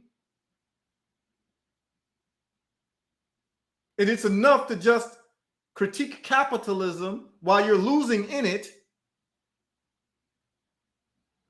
And then ignore science and get involved in other things that may sound scientific, but they don't move the needle. This is going to hurt some people. But if your friend ain't going to tell you, Heru will. Would you rather have your child become an expert in astrology or an expert in astronomy? Would you rather have your child be an expert in metaphysics or an expert in physics? Guess what? There's some people who would be okay with the metaphysics thing, but societies that are looking to be competitive, they're very serious about what they want their children to study. And the governments are very serious. And notice when Nayib Bukele was talking about the people that he wants in the country, there was no mention of any of those fields of study. You see, you need a strong academic foundation. She says very few of us have it. That's not an excuse. If we don't have it, we have to get it. You know why? Because we spend an inordinate amount of hours on social media absorbing information that does not help us or train us to think better in any type of way. And the people tuning in now, y'all ain't tuning in because y'all like me. Y'all tuning in is because you're getting something out of what I'm saying. You're thinking about things in a different way. You're getting information that you might not have heard before. This is not a popularity contest. You're here because you're getting some type of value. But what I'm telling you right now is that if your child can memorize the lyrics to Nicki Minaj, word for word, your child has the aptitude to learn anything. Because I was one of those children. I was one of those children who could memorize every single rap song and didn't realize that that was training my brain to be able to remember scientific equations, to remember words from books. Our children are brilliant. We have it in our DNA. Just read Nile Valley Contributions to Civilization. You say, few of us have the academic foundation. Well, then it's just let the circle be unbroken. And guess what? Most of what I've learned in my life that has been valuable has not been from school. It's actually been from YouTube. I've gone to YouTube University. That's how I learned about investment. That's how I learned about understanding Bitcoin. That's how I learned about trading. That's how I learned about even planting mango trees in a mango orchard. I learned that from YouTube. A lot of construction, I learned from watching YouTube. I will sit down and watch a YouTube all day long on how people build houses and understand the concepts. I'm just that type of guy. I'm autodidactic, but all of us are. All of us can be self-taught. You understand what I'm saying? All of us. All of us. And please understand that there is no society that's going to develop without the mastery of science, technology, and engineering. It just won't happen. It just won't happen. So either your children embrace it or your grandchildren are going to have to embrace it if we're going to be great. The pyramids were not built with people chanting. The pyramids were built. Look, the Great Pyramid of Giza, y'all, if you don't know, has 2.3 million blocks that make it up. And each block is between 4 and 8 tons. A ton is 2,000 pounds. And it's perfectly aligned. And it used to be completely perfectly aligned when it had limestone on it. And it has all types of calculations that have to do with the earth that meet mathematically. I could do a live stream just about the pyramids and the math behind the pyramids, and you'd be freaked out. But please understand that if you're dealing with the people who built a structure with 2.3 million stones, these stones are aligned perfectly to due north and to true north, and they're 4,000 to 8,000 tons. How did they lift those things? How did they align it the way that it was aligned? These were people who understood math, science, physics, geometry. This is not a people who were jokey people. And at the same time, those were the people who were the superpower of the world. Yes, Egypt was the superpower of the world. We love to take happiness in our great accomplishments, but don't understand what was necessary for those accomplishments to happen. And it had to be a mastery of math and science and astronomy and understanding the motion of the planets and astrophysics and all of these things that actually human beings are just relearning now. Because right now, modern technology can't even build the pyramids. They tried. They tried, actually. A Tokyo and a German construction firm tried to build the pyramids, and guess what happened? The machines broke. And if you start watching some of the pottery from ancient Egypt, they concluded that it had to be done with like real precise machines because the human hand could not make pottery to that type of specification and that type of detail and that type of precision. You'd have to use like precision equipment. So a lot of what we're learning now, we're actually behind, because when societies suffer catastrophes, the intelligentsia is lost and people have to then reinvent the wheel. So the point of the matter is that, well, they're saying aliens, people say aliens. Well, what we know is that if you go to the temples of Amarna, these are human figures.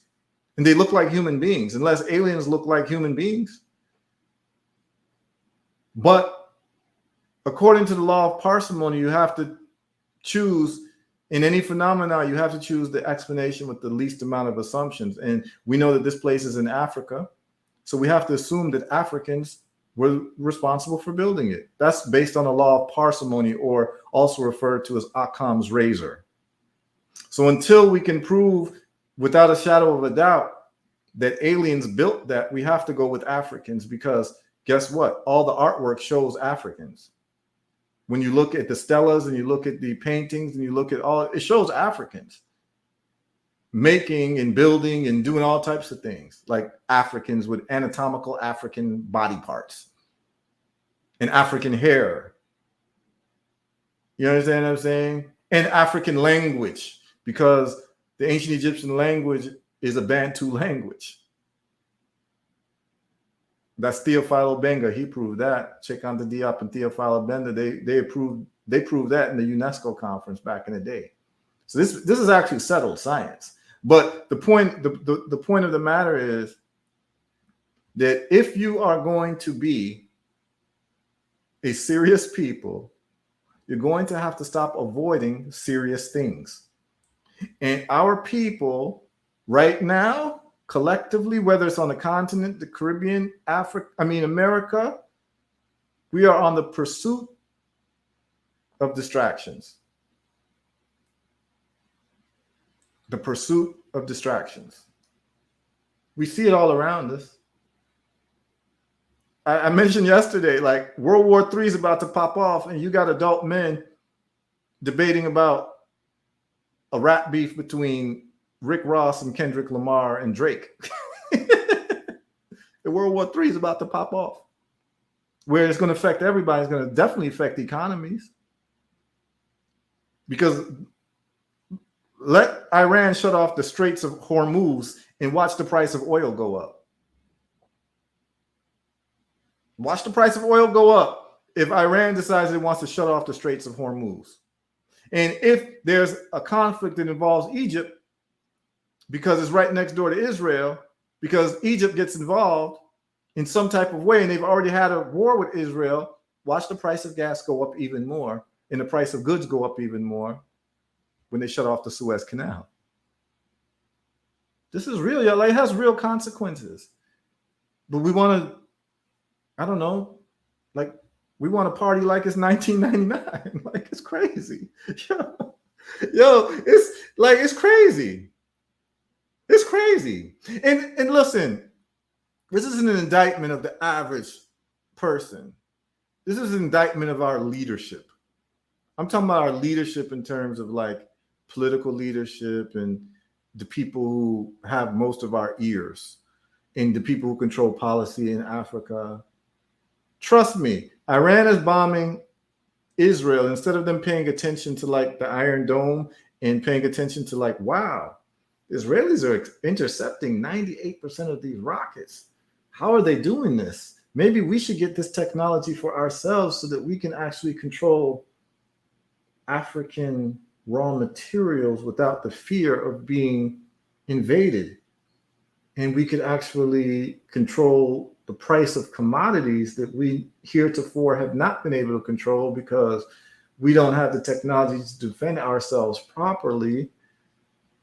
What would happen if Africa could defend itself with a similar Iron Dome, where you have now made modern air warfare obsolete?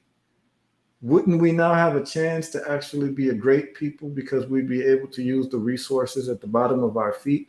Most African leaders, when they saw the Iran situation with Israel, a lot of them turn the channel and put it on a football game. I'm telling you.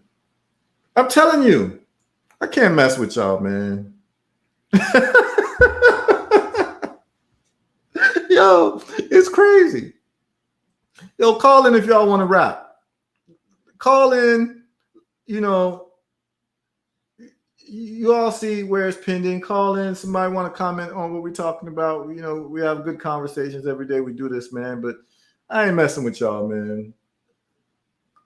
I ain't messing y'all. We still partying like it's 1999. It's crazy. It's crazy. And I'm not saying you got to walk around with a gloom and all, but please understand that there are things that people would need to do to be taken seriously in this world.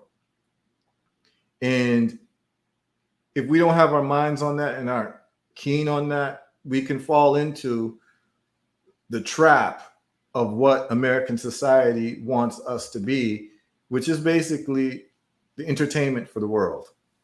That's what Black people are. We're the entertainment for the world. And no matter what happens, we got jokes. We got jokes for it. We're good at that. We take a serious situation and turn it into jokes all day long. We got jokes. Because we're the entertainers of the world. Ha-cha-cha. Yo, we crazy. We crazy. I love us, though. I love us. Here's the thing. I wouldn't want to be anything else but us. But come on, man. Can we just tighten it up a little bit? And for you leaders out there who might be listening, I know you can't stop from stealing from your country. I know. It's hard. It's hard not to steal. I get it. I'm just asking you just 50%. I know you're going to steal. Just leave 50% behind to develop the country. We know you're going to steal. We know you're going to put your money, the money of the country, into Swiss bank accounts and all of that. We know you like to go to Dubai for vacation with your second girlfriend. We know that. I know how it is. All I'm saying is just cut it in half. That's all. Is that too much to ask?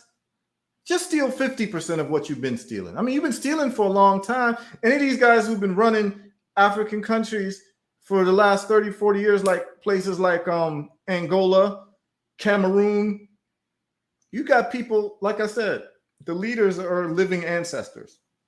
Nigeria just elected a living ancestor. Tinubu, he's an old man who actually got convicted of embezzlement in America when he was a younger man.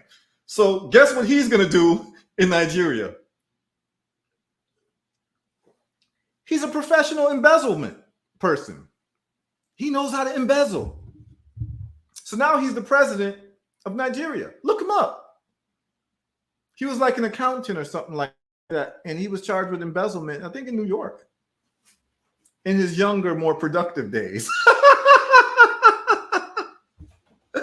Yo, I ain't messing with y'all, yo. Oh my God. Oh my God. This is too much. This is too much. This is absolutely too much.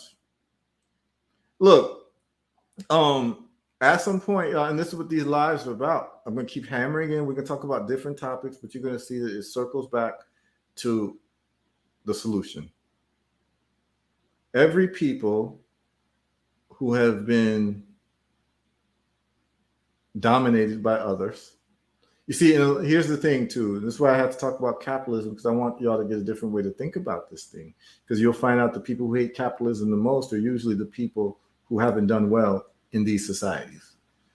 And I'm not saying that the societies are fair, but what I'm saying is that the jungle is not fair. And so it's up to you to find out how you can thrive in these types of unfair societies, because you're never going to be in a fair society, ever. The jungle's not fair. The Amazon rainforest is not a fair place for animals.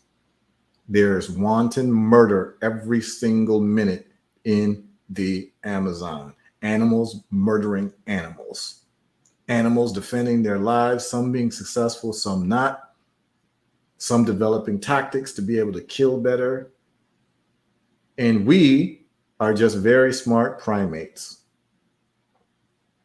Trust me. I mean, I see monkeys that look like people I know. Like, like their face. Like I've seen monkeys that look like some cats I know from that I've seen from Russia. Like I've seen it. Like I've seen, like you can look at people's, you can look at, like it's crazy. Like in the behavior monkeys, how they like set up their societies, how they, it's not very different. We just are like advanced primates who like to wear clothes, but we go to war just like them. We're territorial just like them. It ain't fair. And try to get a chimpanzee as a pet, and he's gonna rip out your blood clot face. You understand what I'm saying? Yo, life is not fair and it's rough out here. And you're going to have to understand that. And if you say that the environment can be demoralizing, then you're going to have to be in a different environment where it's moralizing. Period. I get it. But the earth is a big place, and you have to start asking yourself questions, man, especially people in America who don't travel, because Americans are the least traveled people, especially Black people in America. They said about 5% of Black people in America got passports. Yo, if it's demoralizing, please understand that the world is a big ass place, and you need to go see the world, because it's hard to say that you come from the earth, but you don't know the earth. And you only know, look, when I used to live in New York, I met people literally who asked me, I met people in Brooklyn who asked me what Harlem is like. Y'all hearing what I'm saying? People who ask me what Harlem is like because they've been in Brooklyn all their lives. They've never been to Harlem, never hopped on the A train and gone to Harlem. Like, yo, what's Harlem like? I thought they were joking. They were dead serious. They've been in Brooklyn all their lives, never been to Harlem.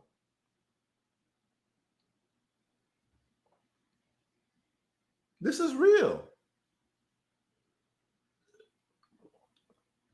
So here's the thing. If you find a place demoralizing and a place ain't working for you, go find a place where you can thrive. Go find a place where you can thrive, man, because you've got this one life. You got to make sure that you maximize this life. Do you understand? It is your responsibility to find your place on this big ass earth. It is your responsibility to find your people. What do I mean by your people? Your tribe, people who you get along with. People spend a lot of time talking about relationships, and there's over 8 billion people on this planet, split in half to opposite genders. It is your responsibility to find one person at least out of 4 billion people that you can get along with. That's your responsibility. And so if it's important enough to you, you're going to move around. You're going to move around. And trust me, if you start to move around, you go to Africa, particularly if you're a Black person in America, listen, I've hosted people and I've been with brothers and sisters. See, this is one of the things about my life is very different than most people, because I was born in Africa, but raised in America and spent a lot of my adult life in the Caribbean. So I've had exposure to like major parts of the Black world, right? The only place I haven't spent enough time in, unfortunately, is Brazil. That's a whole nother story, but I'm gonna touch Brazil. But in South America, but I've been to El Salvador. It's not South America, but I've been close to that region and spent some time there. But the point of the matter is that because I've had a unique background, I'm equally comfortable in Africa as I am with Black people in America, as I am with Black people in the Caribbean. I'm equally comfortable.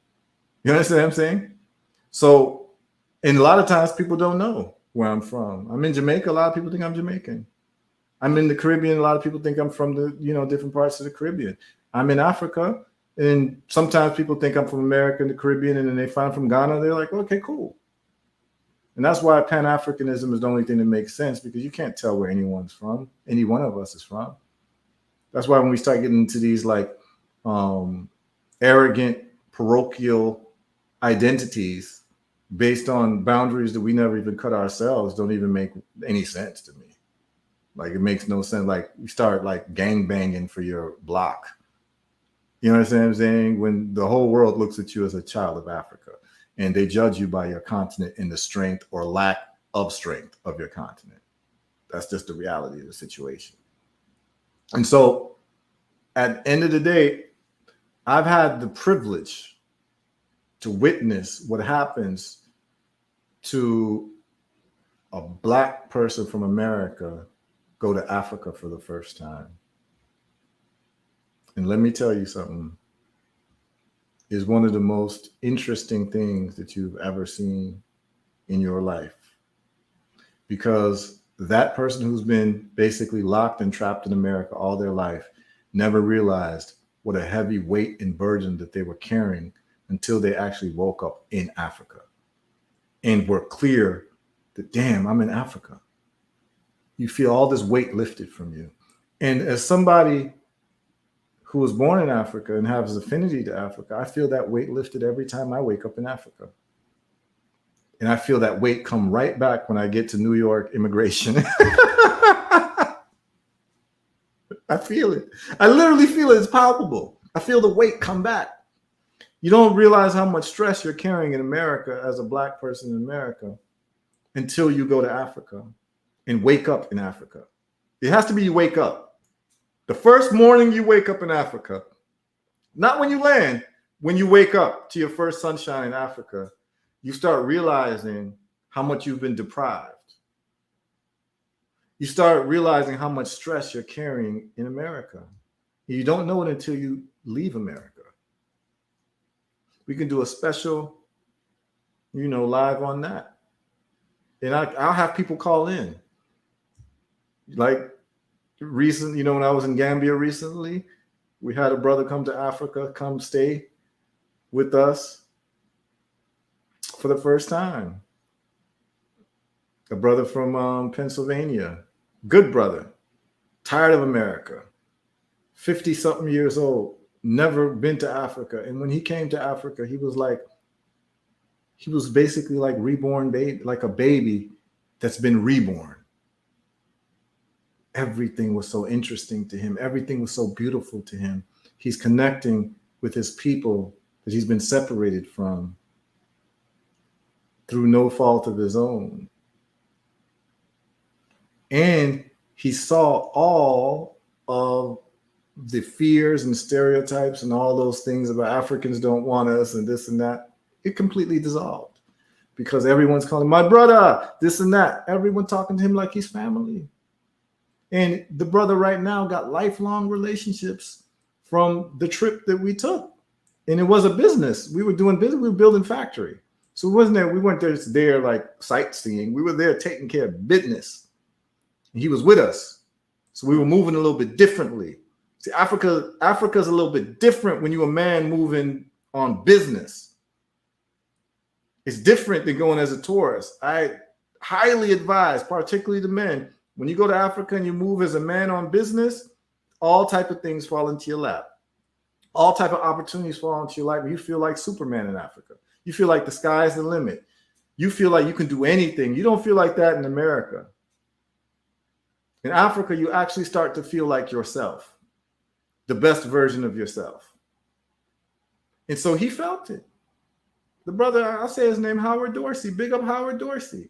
We can have a live. If people are interested, just text, say you're interested in the conversation. I'll have some people come on in terms of their experience in Africa and what it means to them coming from America. A lot of them can't believe that they waited so long to actually go to Africa for the first time and how beautiful it was. And they have lifelong relationships and friendships now on the continent. And when they say that they don't want to be in America, now they have choices because they really can book a ticket. And what you guys ought to understand, like, it's not what you think. Our flight was delayed several hours. And our flight was direct from New York to Senegal, Dakar, Senegal. The original flight was 10 hours. But because it was delayed, I got to find out that the plane could actually get there in 6. We literally got to Senegal in 6 hours, y'all, from New York, because the plane decided to fly faster because it was delayed, because it had connecting flights. So I was like, oh, damn, they got us on 10-hour flights and they really can do 6? That's the first time I found that out. And the brother comes, and he's in Africa for the first time, and we greet him at the airport. And you can tell the brother's having a hell of an experience, and he's trying to process what's going on. Like, I'm really here. And not only am I really here, I'm really here with my brothers.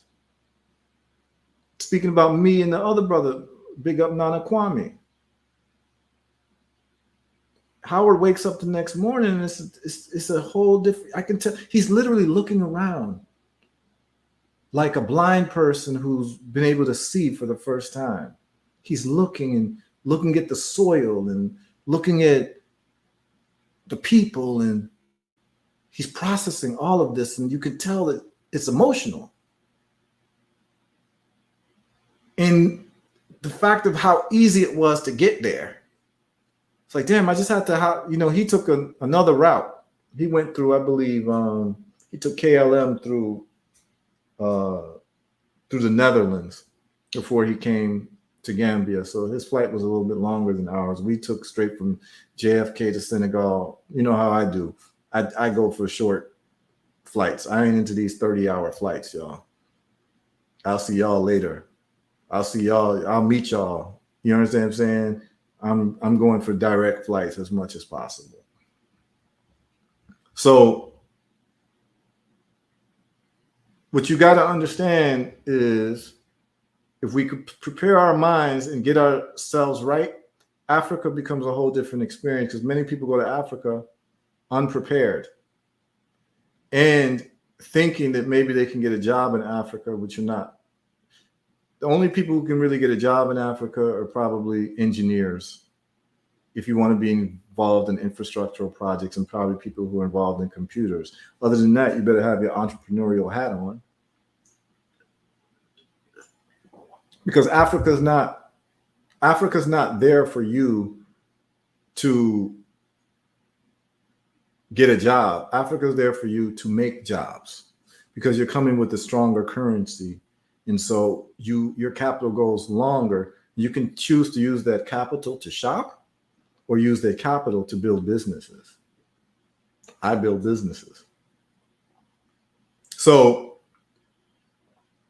the point of this talk was not necessarily about capitalism versus socialism, or even understanding capitalism. It's about changing your relationship to money and understanding that money equals choices. And without choices, you are a slave. That's the whole point of this. And what I need people to understand is that most of the people, again, who critique capitalism, even if they have a good point, is usually because they've failed. The people who critique chess are people who are not great chess players. But if you've learned how to figure out how to play chess and how to play this game of capitalism, which is really the duty of all parents. If you're going to live in a society that's based on capitalism, which America is not really based on capitalism, it's based on capitalism to some extent, but it's more crony capitalism, but it also has socialism involved in it, in the sense that there is no free market for your firefighters, right? Like, the fire department comes to your house to take out your fire without a cost, and there's no bidding price on the fire department coming to your house. So there are certain things that are socialized that are not part of capitalism in America. So it's not even a fully capitalistic system. So when people talk about capitalism, they don't even understand that America is not fully capitalist. Medicare and Medicaid is not capitalist. As a matter of fact, there's parts of Africa that are more capitalist than America. People think America is the bastion of capitalism. And what do I mean by that? Well, in America, you can get food stamps. In most countries in Africa, you can't get food stamps. In America, you can get Section 8 housing. In most African countries, you can't get Section 8 housing, subsidized housing. Do you understand what I'm saying? In America, you got a fire department. There's some cities and villages that don't have a fire department. In a lot of developing countries, not just Africa. In the fire department who will put out a fire in your house for free.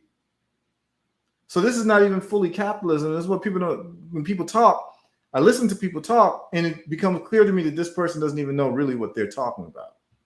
You have a mix of socialism with capitalism, but the biggest critique of America is it's crony capitalism. What do I mean by crony capitalism? It's crony capitalism mixed with a bit of fascism. That's what America is, where the corporations control the government and where the corporations privatize their wins and socialize their losses. That's the bank bailouts and all that stuff we talked about before. So it's not even true capitalism, because true capitalism, any failed company is allowed to fail no matter how big it is. There's no such thing as too big to fail. You understand what I'm saying?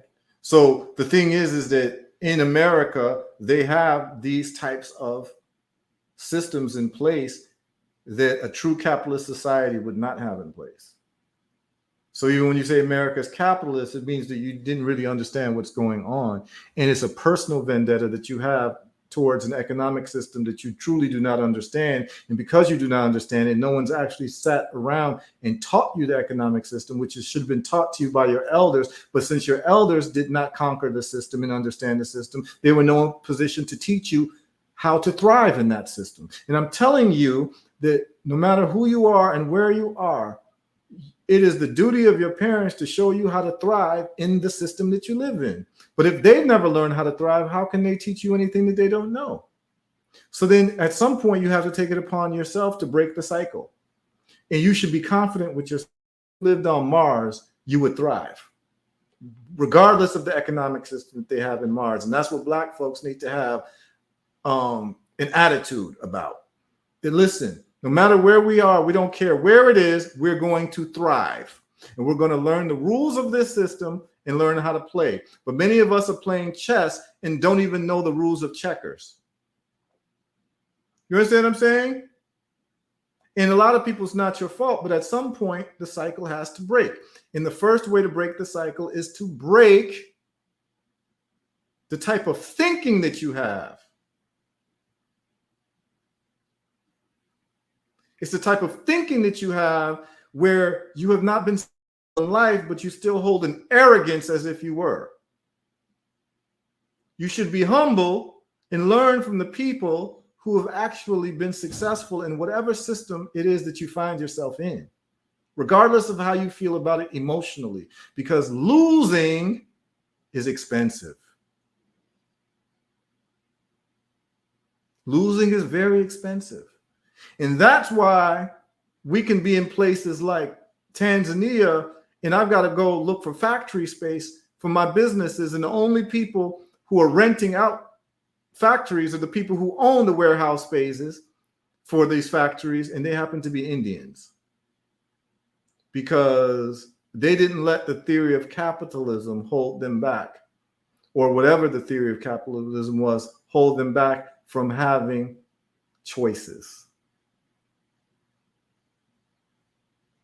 I go to Nigeria and I want to do business. I got to talk to, listen, I opened up a club in Lagos, you know. A lot of people don't know this. I opened up a reggae club in Lagos. Guess who I rented the club space from? A Lebanese. In Nigeria. In Nigeria, the person I had to negotiate to rent a nightclub from in Lagos was a Lebanese guy. I had to go all the way to Nigeria to do business with someone from Lebanon.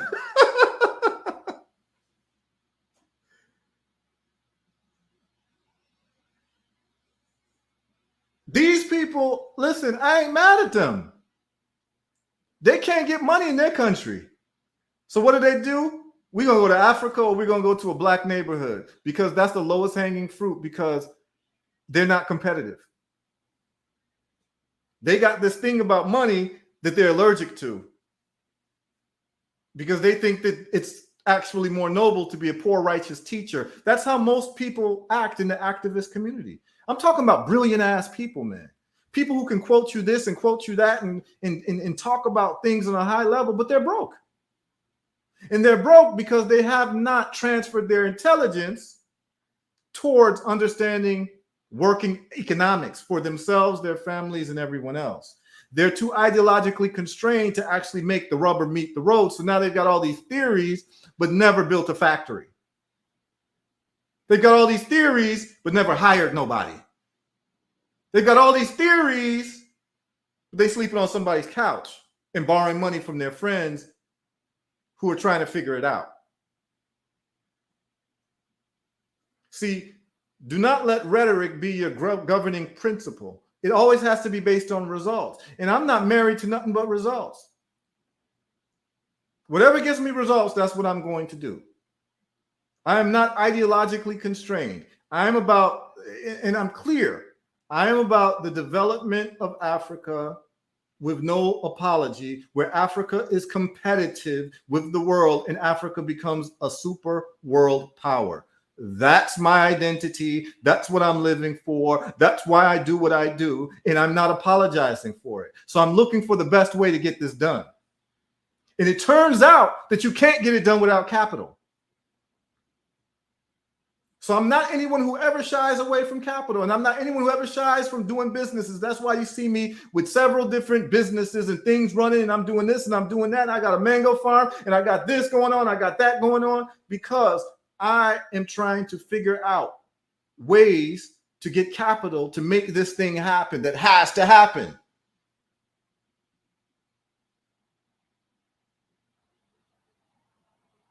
And I'll talk to anybody. Because here's the other thing. I have not solved our issues, so I am not arrogant enough to think that I know anything.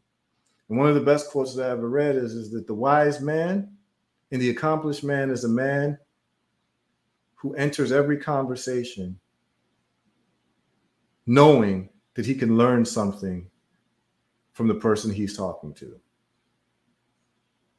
Every time I talk to somebody, I take it as if I can learn something from them, even if I might classify them as an idiot.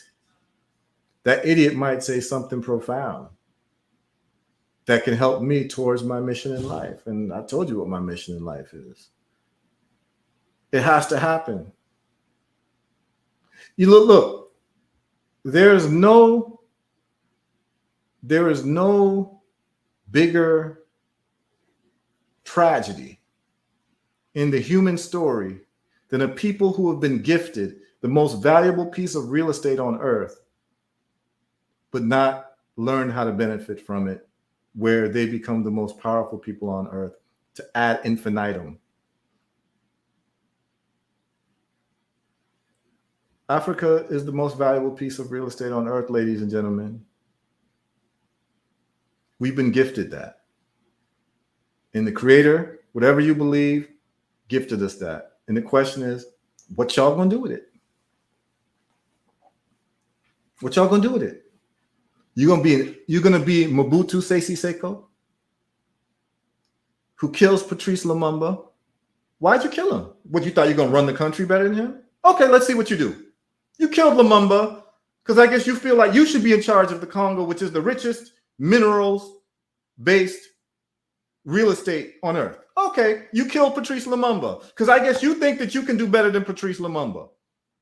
Let's watch you. You ruled for over 25 years, and what did you do? You took money that was for the country's development and put it in a Switzerland bank account. That's the best that you could do. That's the best that you could do. And Africa is replete with stories like this over and over and over and over again. And you would think at some point the population would start making some decisions on how you treat these people.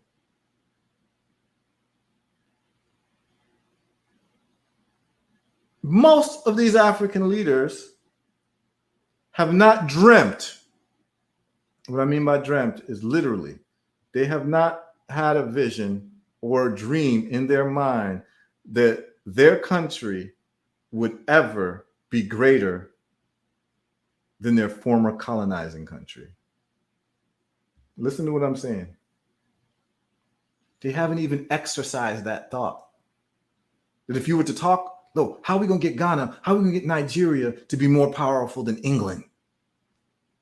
Like, that's a conversation that will blow their minds. Like, what are you talking about? Like, they wouldn't even understand the English you're talking.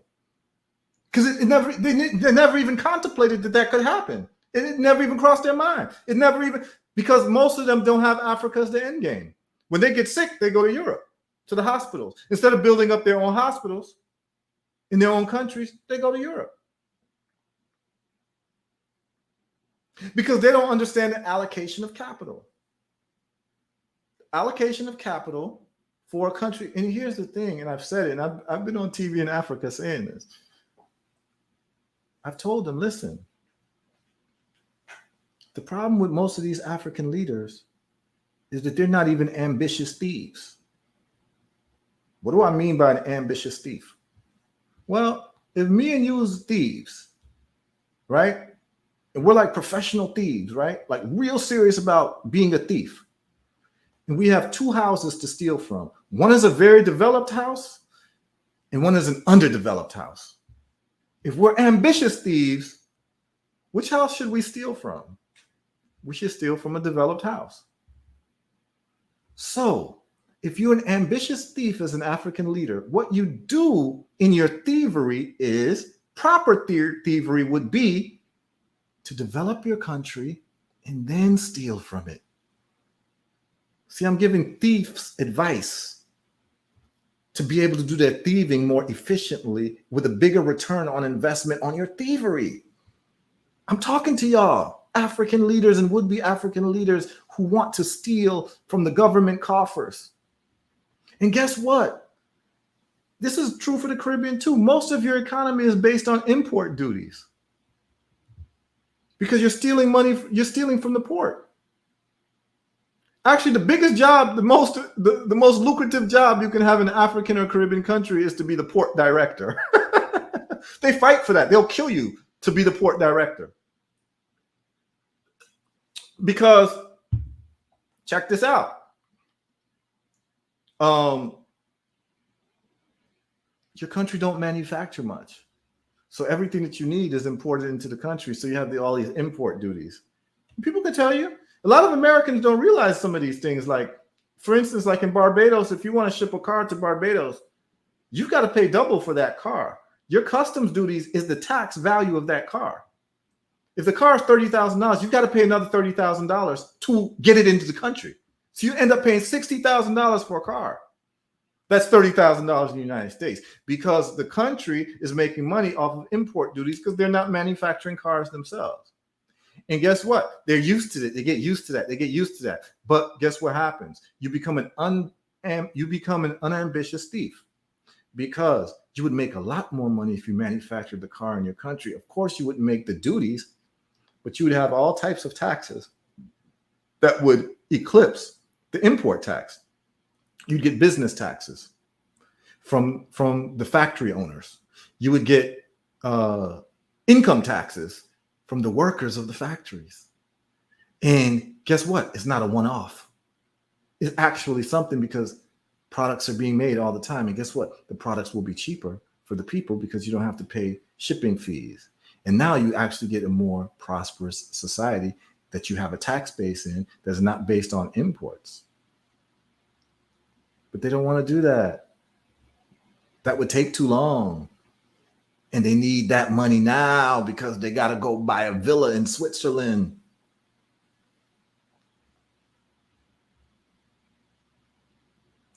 It boils down to leadership, y'all. And if your leaders don't understand these basic concepts, you're doomed until another leader comes. I mean, look at the people of the Congo. Look what Mobutu Sese Seko did to that country. when that country should have been. I mean, people don't really realize how big the Congo is. It literally goes from one side of the continent to damn near the next side. That's how big the Congo is. The Congo is huge. And anybody who runs the Congo, if they do it right, would be the most powerful man or woman on earth. If it was done right. But like I said, these people they have no ambition. They literally have no ambition. And if you sit down and talk to them, like if you sit down and talk to a lot of these guys, even the guys past the guys who are what you would call what I call living ancestors, even the younger ones, you talk to them and you would be shocked at how little they know about the world. I mean, you think American politics is bad? Where you got a half-dead person called Biden, and then you got an egomaniac called Trump who don't know geography. You want to be president, but you don't know basic geography. I mean, it's funny. Like, I went to school with people like Trump. So I know people like Trump like the back of my hand. I just laugh when I hear him talk because he's winging everything. If you ask him a question, he's just going to talk around it because he don't know like basic facts and like, but people just love him to death. But you can listen to him talk and you know that this is someone who doesn't really know much. He's just winging it. And so he has a personality that people will gravitate towards because he's a little bit more honest in terms of like saying it like it is, in a sense, than other politicians. So he endears himself to people. And so the bar is so low in America that, you know, they're telling you that these two people are the best people that America has to offer. It's absolutely crazy. Like, it's absolutely crazy that the American people are literally forced to choose between these two guys in this type of time in the world. Like, Americans should be disgusted. Because really and truly, even if you're a Democrat, you know and I know that you wouldn't even elect Joe Biden to be the president of your housing association. Like, if you lived in the HOA and Joe Biden said, I want to be president of the HOA, you'd be like, you're too damn old. Like, no, you can't be the president of the HOA. Let alone a president of a country with tactical nuclear bombs all over the place, and this guy can't even ride a bicycle. Like, it's crazy. But you see this in Africa too. You got old ass people running the country. Nigeria, which really should be the superpower of Africa, got a very old man who's addicted to embezzling. Literally, that's on his resume. Is the head of Nigeria.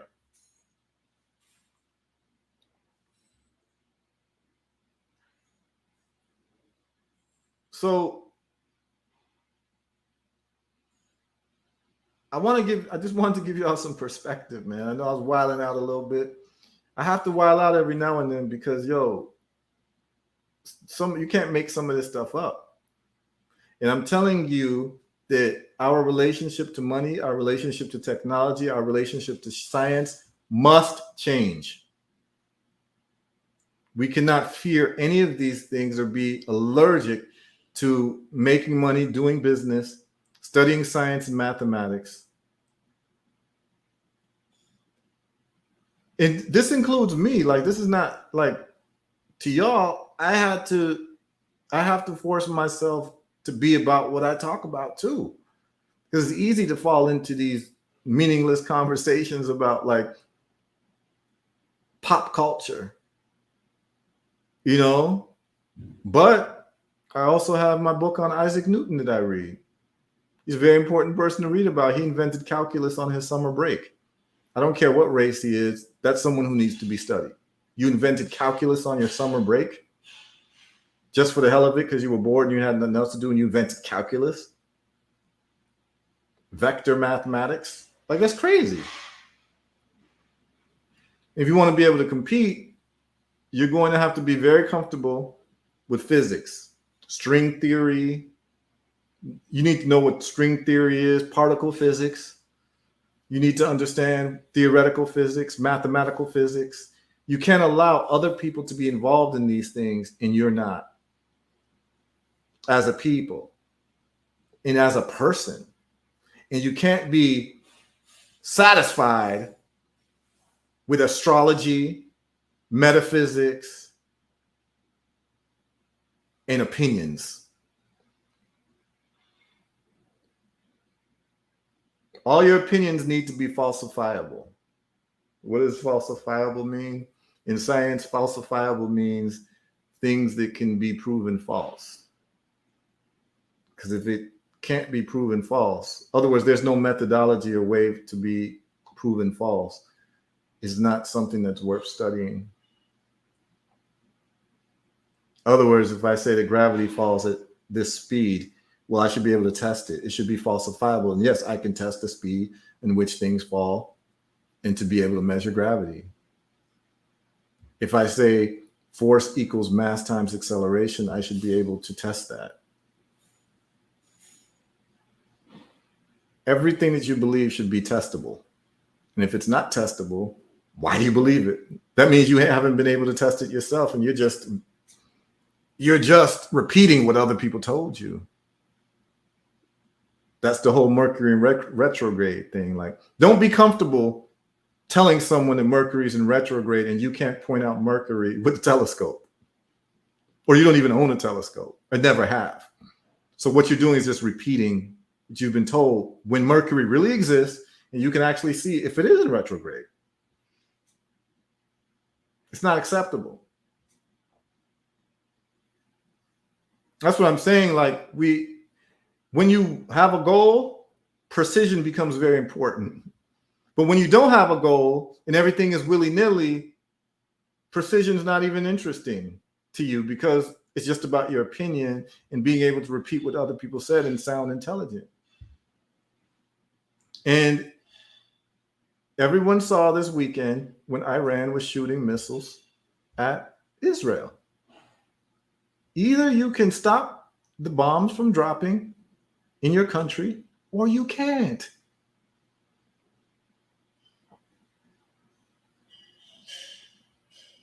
Israel was able to block 98%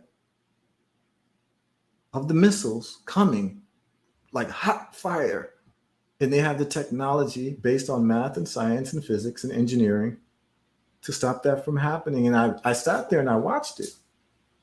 I watched it play by play because it's interesting. And I saw that they were blocking these missiles. I said, damn, they really are able to block missiles coming from the sky that accurately? What type of conversation do you have with a people who can block missiles coming from the sky and you can't?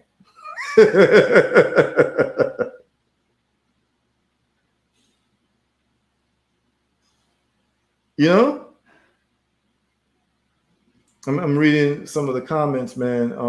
Look, people are typing. If you want to come on live, come on live. Bole Koja or Bole Kaja, you want to come on live, man. We can rap. You got some questions? Anybody who got some questions, just come on live. We can rap, man. And ask whatever questions you want to ask. You know, a lot of people, I get a lot of inboxes and I end up typing a lot of answers. And so it's like, not that I know everything. What I'm saying is that a lot of times when I type these answers, I know other people could benefit. And that's why I started doing the lives, because I'm answering questions that people basically send me in my inboxes that I know that a lot of people would benefit from thinking about. And I'm not saying you have to agree with everything that I'm saying, because my ego doesn't need that. I'm just saying, give it some thought. That's all I'm saying. Just give it some thought. Come out with different conclusions, that's fine, but just give it some thought. And what I'm saying is based on the experience that I've had and the successes I've had and the failures that I've had. Now, I'm very transparent about it. And I'm very comfortable with being proven wrong. I like being proven wrong because it helps me tighten my game. So I'm not one of these people who's like, you know, I need to be right about everything. I'm just giving you my perspective. And if the perspective is helpful, which a lot of people are saying is helpful, And that's evidenced by the cash apps that people are hitting me up with. Give thanks. You understand what I'm saying? Give thanks. It gives me more motivation and incentive to keep doing this. You know, and for the people listening, yeah, we will have some lives about health. People got a lot of health questions. They're asking me about cancer, and you know, I've been getting some good reports. There's a woman who I was just made aware of last week who had 25 tumors in her body, and she took the olive leaf extract, and 24 of the tumors have gone away. I just got some type of like, I made a post about papayas on Facebook the other day, and then a person just casually mentioned, "Hey, Heru, like I'm talking about papayas," and the person just mentioned below, "Hey, Heru, I took your olive leaf extract, and it got rid of a brain tumor I had." She's just like, I was like, wait, that's pretty important. You know what I'm saying? You know, that's not something you just kind of like type and just mention. You understand what I'm saying? So yeah, if you're not camera ready, that's fine. Call in whenever you're ready. You know, I see you tune into this program frequently. It'd be nice to meet you. You know, see your face and know who you are, and you know, develop a talking relationship. That's cool. Anybody else who wants to call in, we have it pinned in the chat section. We've been on since 8. But the point of the matter is this, y'all. Capitalism is defined as the productive investment and reinvestment of capital, or the productive use and reinvestment of capital. It depends, and it's up to you how you want to define capital. The European definition of capital is incomplete. They define capital as goods, and other people define capital as goods, environment. There's environmental capital, there's human capital, there's goods as capital, and there's money as capital. And if you look at all 4 of those as being capital, then you treat all 4 sacredly. But it's a values-based system based on deep understandings of Southern Cradle civilization and Northern Cradle civilization, where the environment and human beings were actually a limiting factor and not an additive factor. A limiting factor being that more mouths to feed in a place where food is scarce and it's cold as hell is actually a curse, is actually a deficit, it causes deficits, is actually a liability. Whereas in an agrarian society, the more children that you have, the more you can increase your output in farming because you have more hands to help. So now children are a blessing, not a curse. And that still lives in African society, whereas in American society, children are seen as a burden and a curse in a lot of ways for people, right? Extra mouth to feed, more attention that they need, blah, blah, blah. So many women are opting not to have children or waiting later in life to have children. And then they get into geriatric pregnancy after 35 and can't even have children. And then what you start having is demographic collapse. And this is what you're seeing in Europe right now. And the only thing keeping European populations alive in terms of an economy, because the rate of death is exceeding the rate of reproduction, is called the replacement rate, is actually a negative replacement rate in Europe. And the only way it stays positive is with who they hate, immigrants. You understand what I'm saying? And these immigrants are coming from Southern Cradle places where they take family seriously, and family is a priority. Family in Western societies is an option, whereas in other words, Northern Cradle civilizations based on rugged individualism is an option. Family is an option. It's optional to have children. Whereas in Southern Cradle civilization, family is a privilege. You see, it's a different way of thinking. And that's why you got a lot of this movement called passport bros. And a lot of people are mad, but these are men looking for women who actually want to be mothers and wives. So what they're doing, most of them are going to Southern cradle places to get wives, because these are women who are more excited at being mothers than being brides. You know, in America, they teach you to be a bride, not a wife or a mother. That's a whole different life. We can get into that. Some people will be mad, some people will be upset. I don't care. People could say that they want to cancel people, but fortunately, I can't be canceled. I'm a self-made man. I make my own money in ways that people don't even know about. So how are you gonna cancel me? Like, you understand what I'm saying? I have money in Bitcoin and things like you can't get it. You can't shut it down. And listen, people, this is where you want to put yourself. And I realized that I had to put myself in that place because I'm on record on TV during my years of being a professional Pan-Africanist poet, where I traveled the world talking my shit. I knew that if I don't understand this money thing and people stop booking me, I'm ass out. And if people don't like what I'm saying when I start talking that shit in my poetry and saying things like the Eurocentric black preacher is a creature who is a twisted, demented, double fork tongue teacher, this is the type of poetry I was doing. And they were paying me to assault American civilization. And when they get tired of that, at any moment, and they did when Obama became president, my gig slowed up. Because why we need you talking that black shit? Because we got a black president now. Black people are all good. You understand what I'm saying? I knew I better become an entrepreneur, and I better be able to be somebody who doesn't have to go to someone else for a job and rely on another man's mercy for a job. So I took a year off from politics and talking my shit and debating people about Africa and this and that and blah, blah, to study money and entrepreneurship. And that's where the 4-hour work week came in for me, and it changed my life. And this is why I try to talk about with y'all.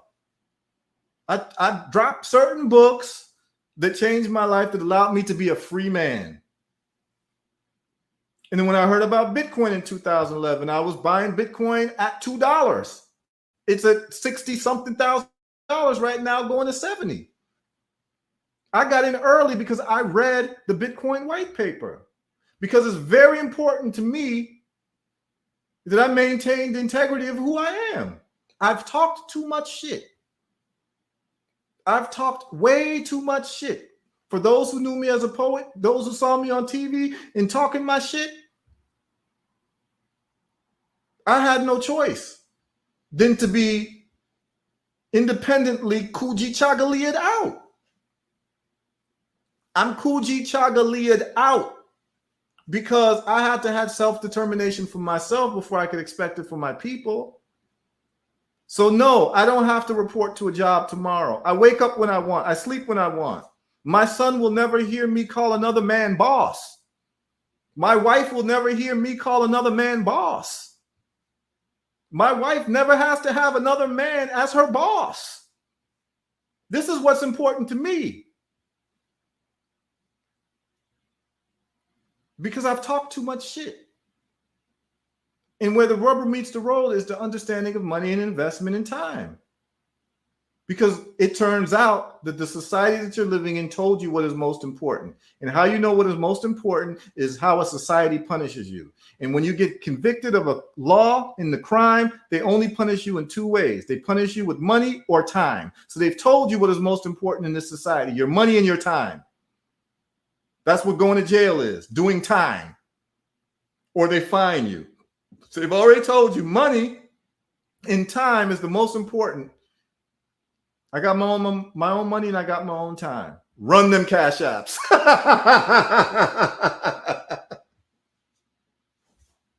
You understand what I'm saying? And the thing is this: I'm not smarter than anybody listening. I'm not. I promise you I'm not. A lot of people say, oh, Heru, you're smart. No, I'm not. I know smart people. Cat I went to high school with named Matthew Hedrick. I've explained this in the last thing. He was the smartest kid in my high school. He is now a professor of string theory and theoretical physics at Princeton University. I'm not as smart as him. I'm not. You understand what I'm saying? I'm not. I just have focus and I mean what I say. So when I die, all of us is going to die. On my tombstone, there's only one thing I want said. He really meant it. That's it. And all of us should want that. Everything that you said, everybody who knew you should be able to say, she really meant it. He really meant it. What he was saying, what he stood for, he meant that shit. That's what's important to me. If I'm talking about liberation for my people, I better have liberation for myself. I can't be talking about liberation for my people and I got to call another adult and ask them when I can take a vacation.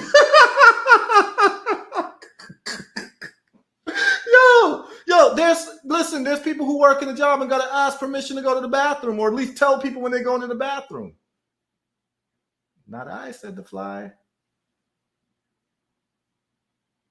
And you can have that freedom too in a world where you can do e-commerce. And it's important. We're going to have sessions, man, where people can talk about business, because I want everybody here to be an entrepreneur. And any type of information or skills or anything I can lend you in terms of like my experience and my modality and like where I get my labels made and how to get like a, like a lot of y'all are doing business, man. Let me get one. A lot of y'all doing business, man. And a lot of y'all don't even have a barcode. You see, like this product has a barcode. Look, wait. So I'm trying to put the code in front so y'all can see it. Okay, yeah. You see it? Barcode is what gets you in the game to be in stores. You understand what I'm saying? None of y'all should be doing products and you don't have a barcode. And if you need to know how to get a barcode, I'll show you how. We can do a special live just about that. Because there's no way you should make a product and shouldn't try to sell it everywhere where things are being sold. I see so many of our people making products and it's limited to them being vendors at like an event. There's no velocity of money with that. You have to be online. You need to be in box stores. You need to be in all those places. And you need to have a world-class product. And you have to make products that everyone can buy. This is how you do an economy, y'all. This is how you do an economy. Y'all ready? You buy everything that's needed for you. So in a business, you have a supply chain. This is how a group economy is built. Let me take notes. It's very simple. You see this bottle here? This is a bottle called berberine. Okay. The person who made this bottle has to get labels from somewhere. They have to get the bottle from somewhere. They have to get the caps from somewhere. They have to get the artwork from somewhere. They have to get the barcode from somewhere. And then they have to get the raw materials from somewhere and the packaging of the pills from somewhere. So I've just named about 7 different places or 7 different businesses that probably need to be consulted or patronized for this one product to be made. That's called your supply chain. Okay? The way you develop a group economy is you buy everything from your own people and you sell to everyone. You source your materials from your own people and you sell to the world. Because all that money you're getting, you're recycling back to buy more products from your own people. That's how you build an economy. But people too busy arguing about capitalism and not understanding that, like, look, that's why I talk to people all the time. Like, listen, that's why I'm so focused on building factories in Africa because it's easy to source from your own people in Africa. You got your own farmers, you got your own business people. Like, you don't have to work too hard to find a black business in Africa, whereas in America, sometimes you do. And this goes for every groups of people, man. This isn't just black people. Every group of people who want to develop themselves, you grow your economy and grow the economy of your group, your cultural group, by sourcing everything. It's like that's what they do in Chinatown. They source everything from the Chinese people around them, and they sell to the outside world. Until we figure that out, we're going to be behind the 8 ball, because what we're doing is, guess what we do? We source everything from other people and sell to ourselves. We do it ass backwards. You understand what I'm saying? So this is what, yeah, Bola Koja is right. Pan-Africanism teaches you a lot of things that you can quote, but it doesn't really teach you how to make money in terms of Pan-Africanist ideology and like how to do business and how to get a barcode and how to get labels done efficiently and for good prices and where to source bottles from. And all of these are conversations that have to take place if we're going to take things to the next level, because until we source everything from ourselves and sell to the world, we're going to keep doing what we're doing by sourcing things from other people, getting incense from people from India, and then selling the incense at Black Power events. Only. You understand what I'm saying? That's what we're doing. We source from other people and sell to ourselves instead of sourcing from ourselves and selling to others. You see how that works? Until we do that, we just playing games, and we are engaging in what we say in Africa as practicing English on each other. We love to practice English on each other, man. And here's the thing. I got paid to talk. You know what I'm saying? For 10 years. I was literally paid a lot of money to talk in the form of rhyme. So I'm not, like, even though I'm talking now and I can talk with the best of them, but this is not my best talent. You know what I'm saying? This is not the best thing that I do. I produce. I make things tangible that you can touch. You understand what I'm saying? That's my proudest achievements, past my poetry. My poetry is pretty good. A lot of people would say it's good, but that's not my crowning achievement in life. It has to be tangible, things you can touch. You understand? Over here, we doing results. That's why one of my companies is Herbal Results. It's about the results. And what I'm saying is that until part of the Pan-Africanist identity is about really owning factories. So here's the thing.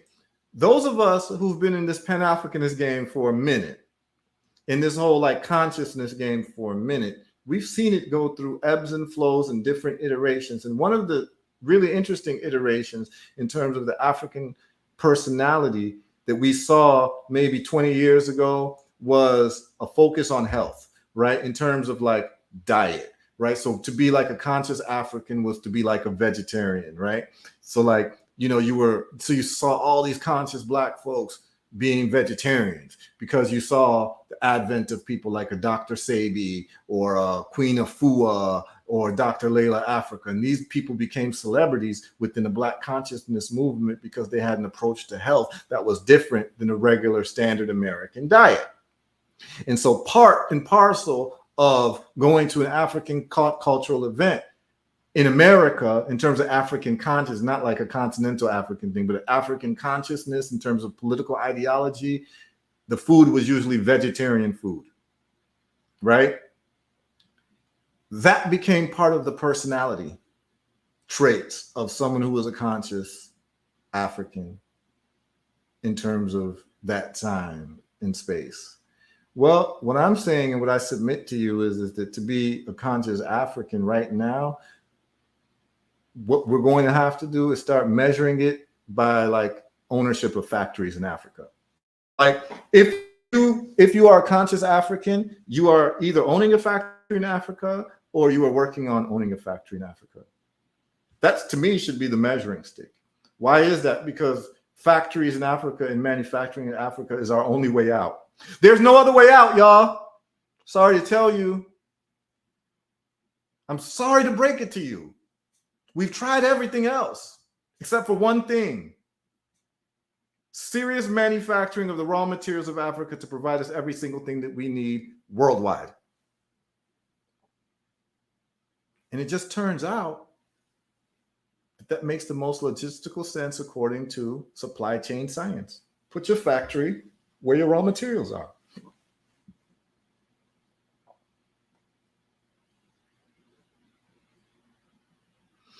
Without understanding economics and how you can make it to work for you, you become a theoretical Pan-Africanist.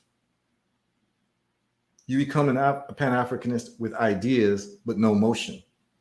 And eventually you become frustrated, bitter, and old. And I've seen it. I've seen it, y'all. I've seen some of our greatest intellectual Pan-Africanist heroes in terms of researchers and lecturers. I ain't going to call no one's name out because I'm not trying to shame nobody. But I've seen them die destitute where they needed to GoFundMe in their last years because they were so brilliant, but they failed to master business, entrepreneurship, and economics. And we can't let that happen generation after generation after generation, where we have to do special concerts and collection plates for some of our greatest thinkers. Okay? So this is why I do what I do and talk the way that I talk. Because I had to have a serious heart-to-heart with myself in around 2008. Am I going to talk about Pan-Africanism and get paid as a poet? Or am I going to become a powerful Pan-Africanist? And the only way that can be done is to become a businessman. I had to really face that with myself. And it was fun, man. I had a nice ride doing poetry and traveling around the world and meeting different people and all of that. It was cool. But am I going to talk about Pan-Africanism or am I going to really make it happen?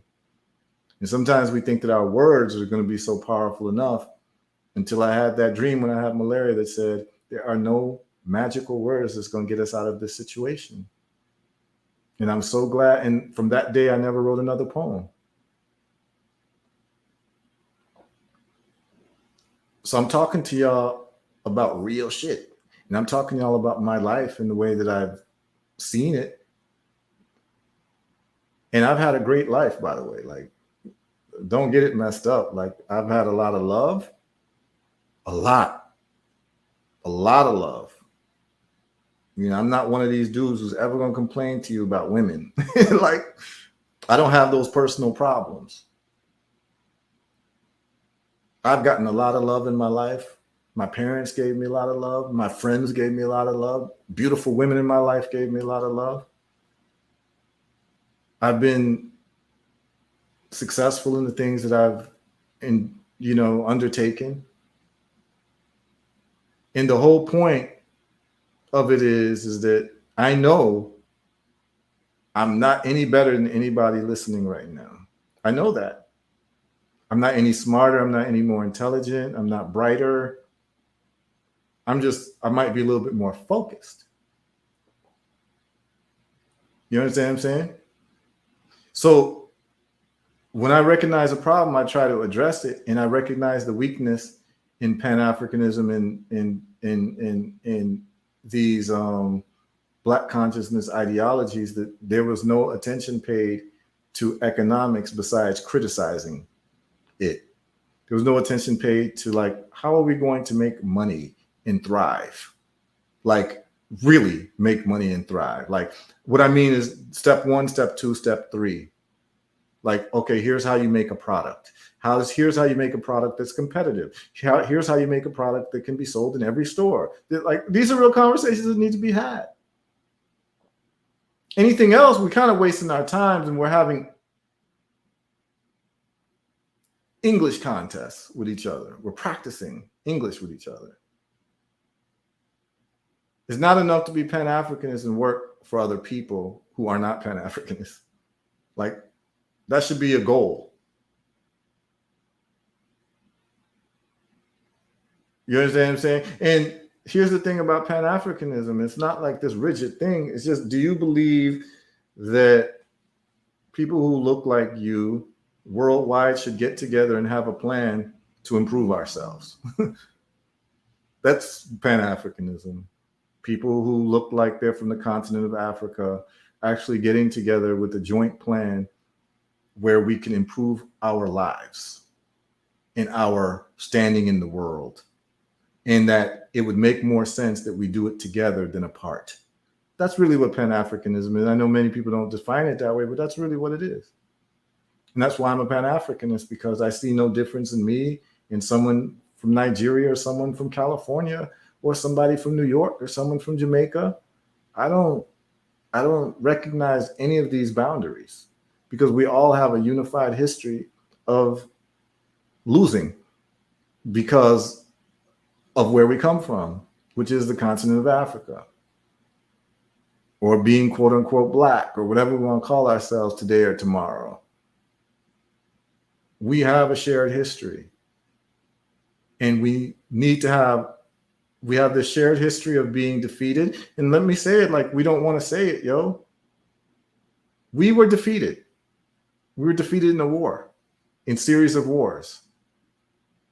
And we have not gotten our mojo back yet. Closest we got was Haiti. But Haiti couldn't do it by itself. And I think what I'm going to do maybe this week, I'm going to bust out the Haitian Constitution of 1804 so like we can read it together. It'll be a trip for y'all to read it. One of the best constitutions I ever read. And actually, that's what Israel kind of based itself on. They looked at the Haitian Constitution and said, oh, damn, this was actually a place of refuge for all Black people on earth when they were being persecuted through slavery in 1804. Remember, 1804, it was legal to enslave Black people in every part of the Western Hemisphere. And Haiti was the only place where we could be free. And it said that any Black person who can get free, you might have certain places like, Palomares and whatever, but Haiti generally, like as a whole state, right? As a whole state, Haiti said that if you're Black and you reach the Haitian shores, you are not only free, but you are automatically a Haitian citizen. So you have all the rights and privileges to be in this country. That's real Pan-Africanism. We should never forget Haiti. And it should actually be a mission of all of us to at least go to Haiti one time in our lives to actually see and hear the stories, because it's still there. Go to the northern part of Haiti, go to Milo. I spent about a month there. And go to Sans Souci Palace and La Citadelle and see the cannons there. And you see the cannons still have the insignia of the kingdoms and the kings. Like you'll see like King George III or whatever with his insignia, because what we did is we did drive-bys. We would take their ships and then we would take all of their cannons and we would put it up on the Citadel and use it against them. And the cannons are still there, and there are cannonballs still there at La Citadelle. And you should go. It's a story of African victory. So what you have to understand is that we were defeated as a people.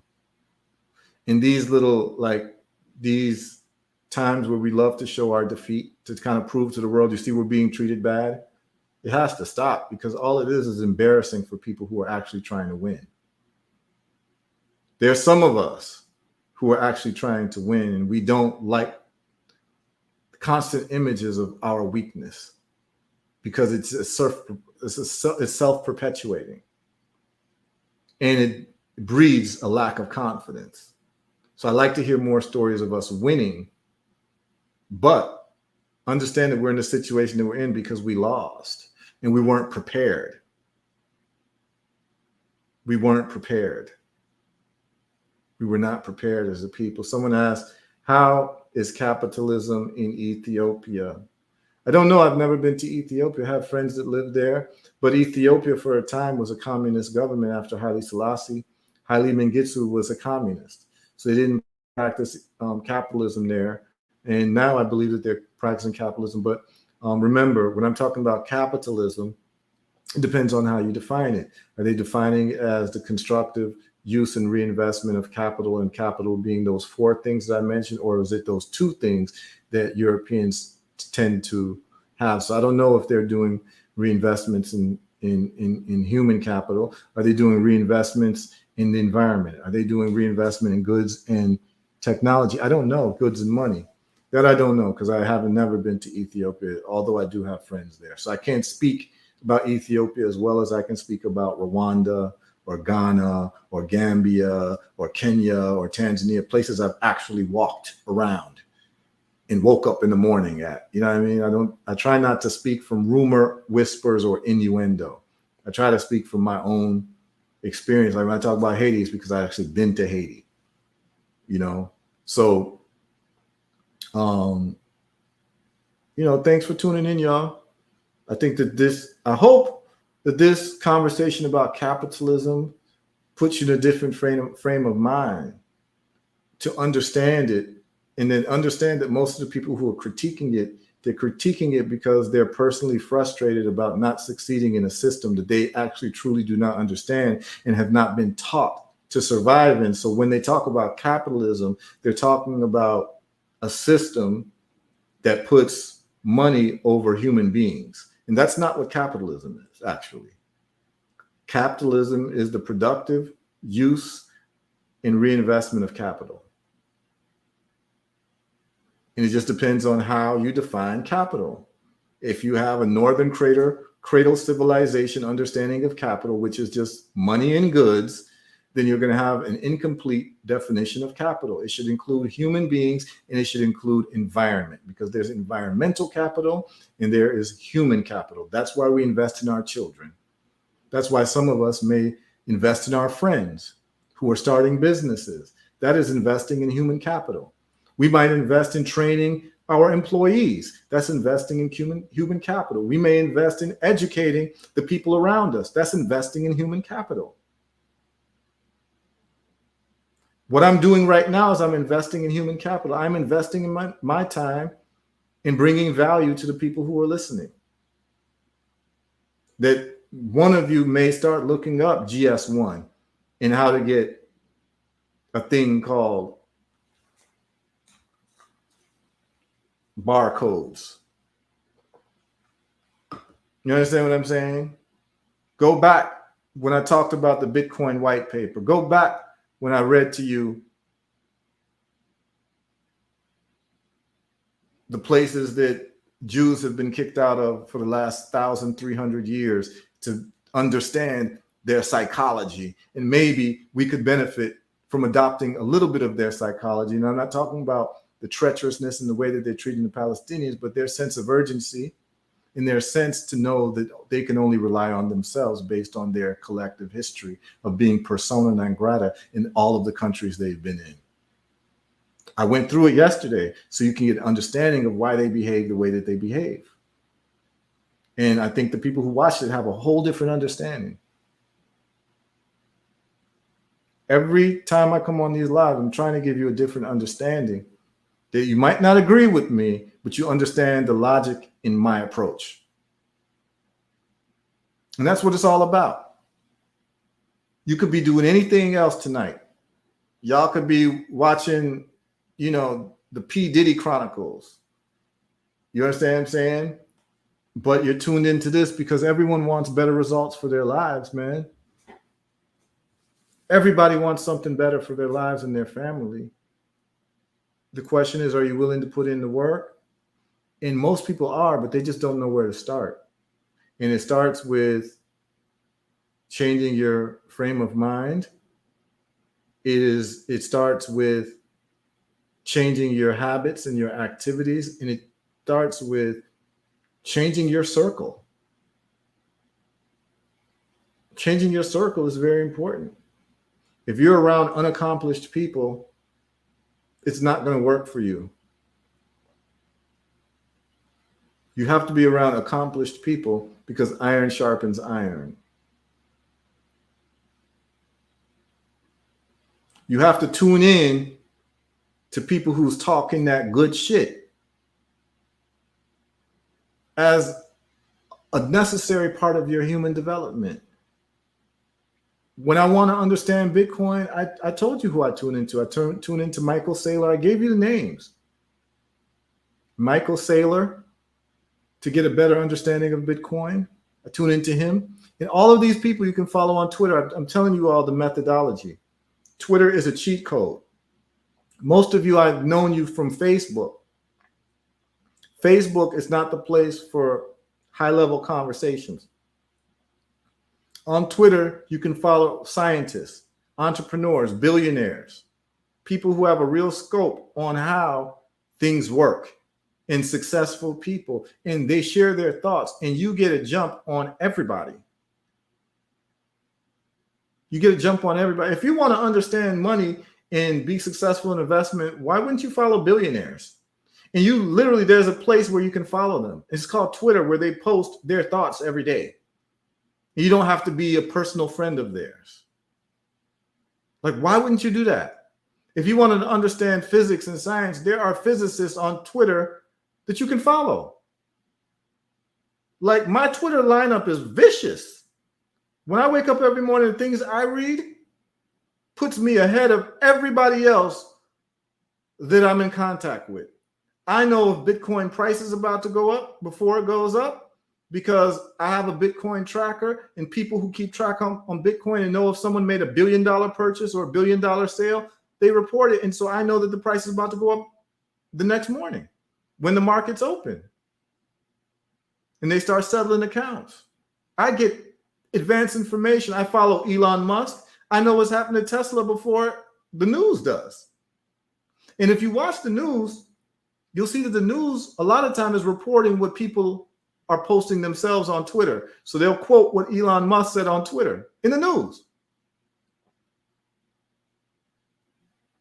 If you want to be ahead of the game, I'm telling you all right now, if you're not on Twitter and you're not putting your interest in terms of movers and shakers and where you would like to be in the world, you are deeply squandering your time on the internet. And I'm sure many of you might not have heard this before, because you're thinking Twitter is just like whatever. I'm telling you that some of the most intelligent people on the planet are on Twitter. In any field of endeavor, if you want to study animals, you can find animal behavioral scientists, the top ones in the world, and follow them, and you will learn more than if you went to school.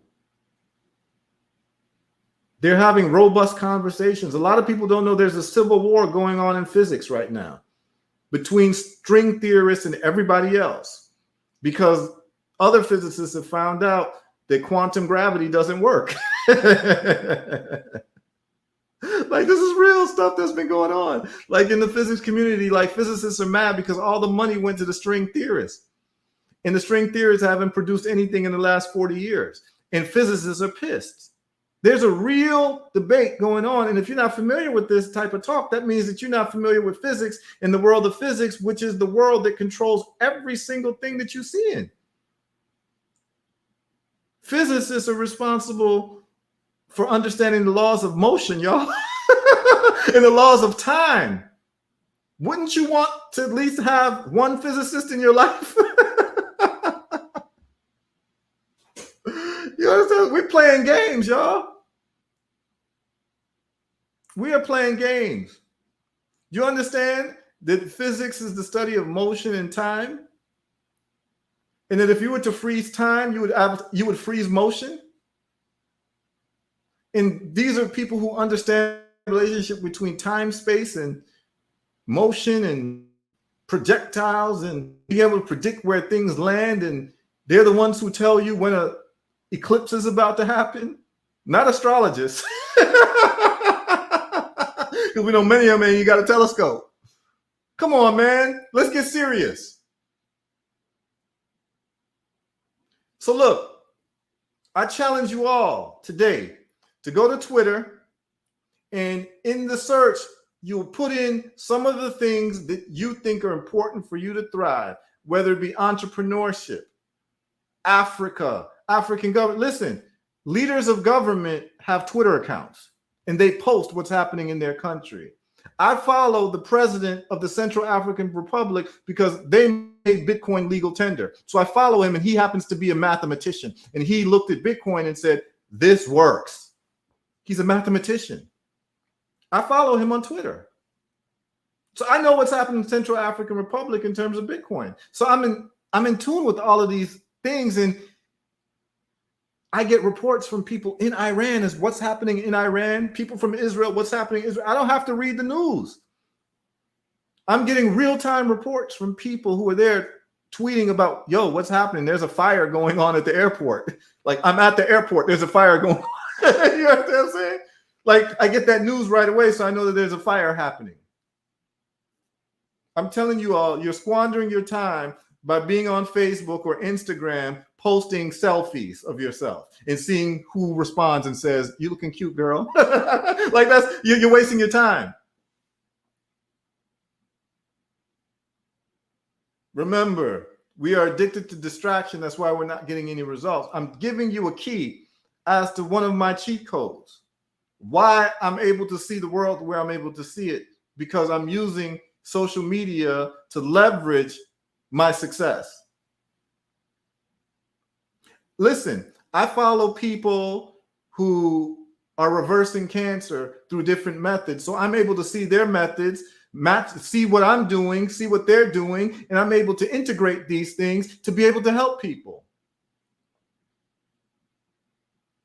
People reversing cancer with apricots. So I start looking at it and I start doing the research and start finding out, oh, apricots, these are actually anti-parasitic. Then I start seeing people reversing their cancer with turmeric. Oh, turmeric is actually anti-parasitic. And it starts forming this thing. Oh, duh. Anti-parasitics are actually, all of them are healing cancer, and all of them have studies about healing cancer or reversing cancer. And maybe cancer is related to parasites. Duh.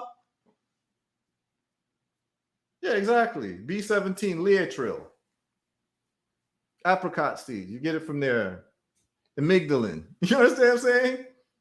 Zakia. Big up to Zakia days, you know? Bringing in the B17 argument, you know?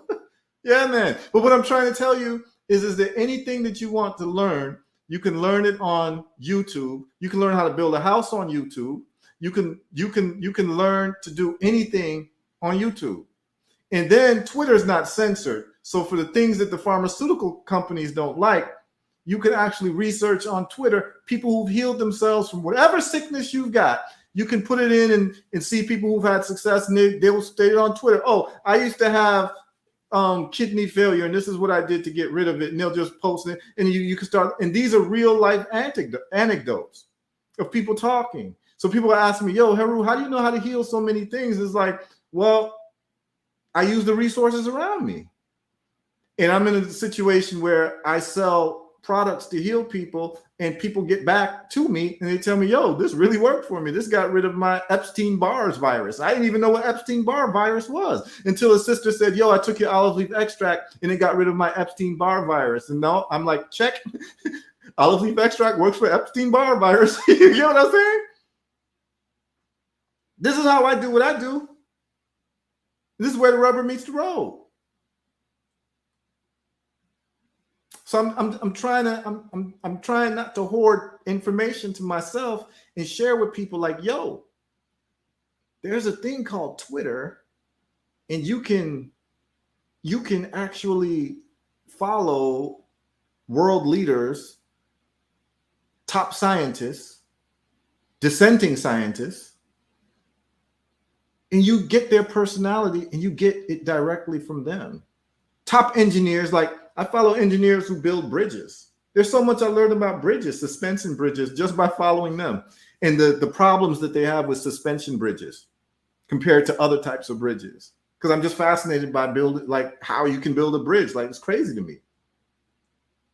So I follow these people. I follow World of Engineering. So I see different engineers throughout the world. I see the Chinese, you know, build things extremely quickly.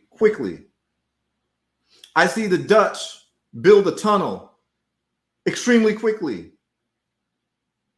And I'm watching this and I'm taking all the notes and saying, this is where Africa needs to be. This is where our people need to be. And we need to be a little bit more humble when we talk because there's people in different parts of the world who are out competing us. It's clear as day, and you can see it. Like, you literally can see it. So look,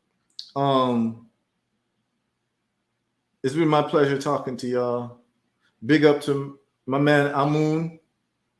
I haven't seen him some time. Good brother. Chicago, Philadelphia, one time, you know. Big up to you. All the people who tuned in. We do this Monday through Thursday, man. And every time we're going to come with something new for us to think about and for us to talk about. And these are conversations I have with myself and other people all the time. And so you're just getting access to the conversations that I have and the things that I read and the things that I'm into and things I dabble in and what have you. And the types of conversations that I think are important for all of us, man. Because I don't think one of us should be successful without at least sharing the road to all of us, for all of us to be able to succeed in life. You know what I mean? Because there's a lot of good people who are struggling, and it's not because they're not good people or they're not smart people. They just haven't been shown the steps to succeed. And that's been going too long with our people. And so the cycle needs to be broken. And so hopefully I can lend a hand in that with this program that I do every night, Monday through Thursday, you know? So I'd like to say salute to the people. If anybody got any questions, you can ask questions now. We're going to sign off very soon. And if you found this, and this is definitely not for the people who've made Cash App, at least this week. And there's some people who are Cash Apping every day. And I'm saying you don't have to Cash App every day, every show. The people who want to make Cash Apps, you can. It's, $, Herbal Results. But, if you don't have the spare money, but if you do have the spare money, you definitely should if you found this to be helpful, because you're going to spend it on something else and some other company that doesn't care about you. So you might as well just run that Cash App. But if you have already contributed in terms of Cash App, you definitely don't need to do it. If you want to, that's fine. But it should always be an exchange of energy, reciprocity. If you're entertained, if you're educated, then you can entertain me and educate me with what your Cash App looks like. You understand what I'm saying? So remember, I'm on the quest to build factories in Africa, and that's what I'm doing. We built one in Gambia. We're looking to build more. I have one on the way in Ghana, and we're looking to build in Tanzania. It's a brick making factory, but I'm looking to do herbal results factories in Africa, so that I don't have to import or export from America and import into Africa my herbal results products, so that they'll actually be cheaper if it's made in Africa. I don't have to pay for these import duties and the traveling costs, which then makes it cost prohibitive for the average person in African countries to buy my products. So I have to do factories out of necessity just to make my products more sellable in Africa. So all that I'm doing is towards that. Nothing else matters. Nothing else is more interesting. I have literally nothing to do. So thank y'all for tuning in, yo. And tomorrow, I always post on my Facebook page and my Instagram page what the topic is going to be. So just tune in. One of the best places to watch is YouTube, as we build up the YouTube audience. We'll also be on a BB to Me. We're looking to do live stream on a BB to Me, which is something that my good brother Badale Cambone built. And a lot of us are on there. And I want to make this stream available to folks on a BB to Me as well. So, we'll see each other on places, particularly where it can be monetized. Now, Facebook, I'm not going to be on Facebook too much longer until maybe I do my own Facebook page, because right now off my personal page, Facebook does not monetize it. So what's happening is it's an unbalanced relationship where all of us are posting on Facebook with no opportunity to make money from Facebook, in terms of where Facebook is making money from us because they charge people advertising costs based on how many eyes are on Facebook based on user generated content. And so, because I like to have balanced relationships, my relationship with Facebook has to be, if you're making money off of me, I've got to make money off of you. So I'm only doing this on Facebook right now because a lot of people inbox me on Facebook, but we're going to be migrating to YouTube where we can start engaging in sharing of revenue, which Facebook allows you to do. I'll be on Rumble and I'll be on a BB2Me. You understand what I'm saying? So someone asked a question. Zakia, you asked a question. What is the question? Let me see. No, I don't know where you get suramen in Ethiopia. I don't. I do have friends in Ethiopia, and I can ask them for you.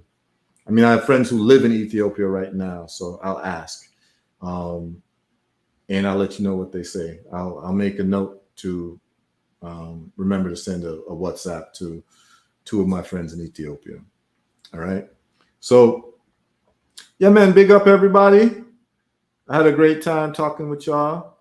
I think y'all got something out of this. And go back to the previous lives if you want to. If you enjoyed this live, you'll enjoy the one yesterday, the day before, and the days before that. Just go back. And if you're driving, if you're just moving around, almost like an audiobook, listen to the lives. You can get a lot out of it. These are not regular lives where we're talking about gossip. And if we, like I said, if we do talk about celebrities, it's just to clown them. This is we want to have conversations because I want to bring value to you. You understand? So that's just what it is. If I only get 2 people listening, I'm not changing up. I know what to do if I wanted to get 2,000 people in here. All I have to do is talk about P. Diddy.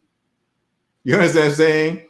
Or talk about whatever, Beyonce or something, or like whatever people like to talk about. I could do that. Drake.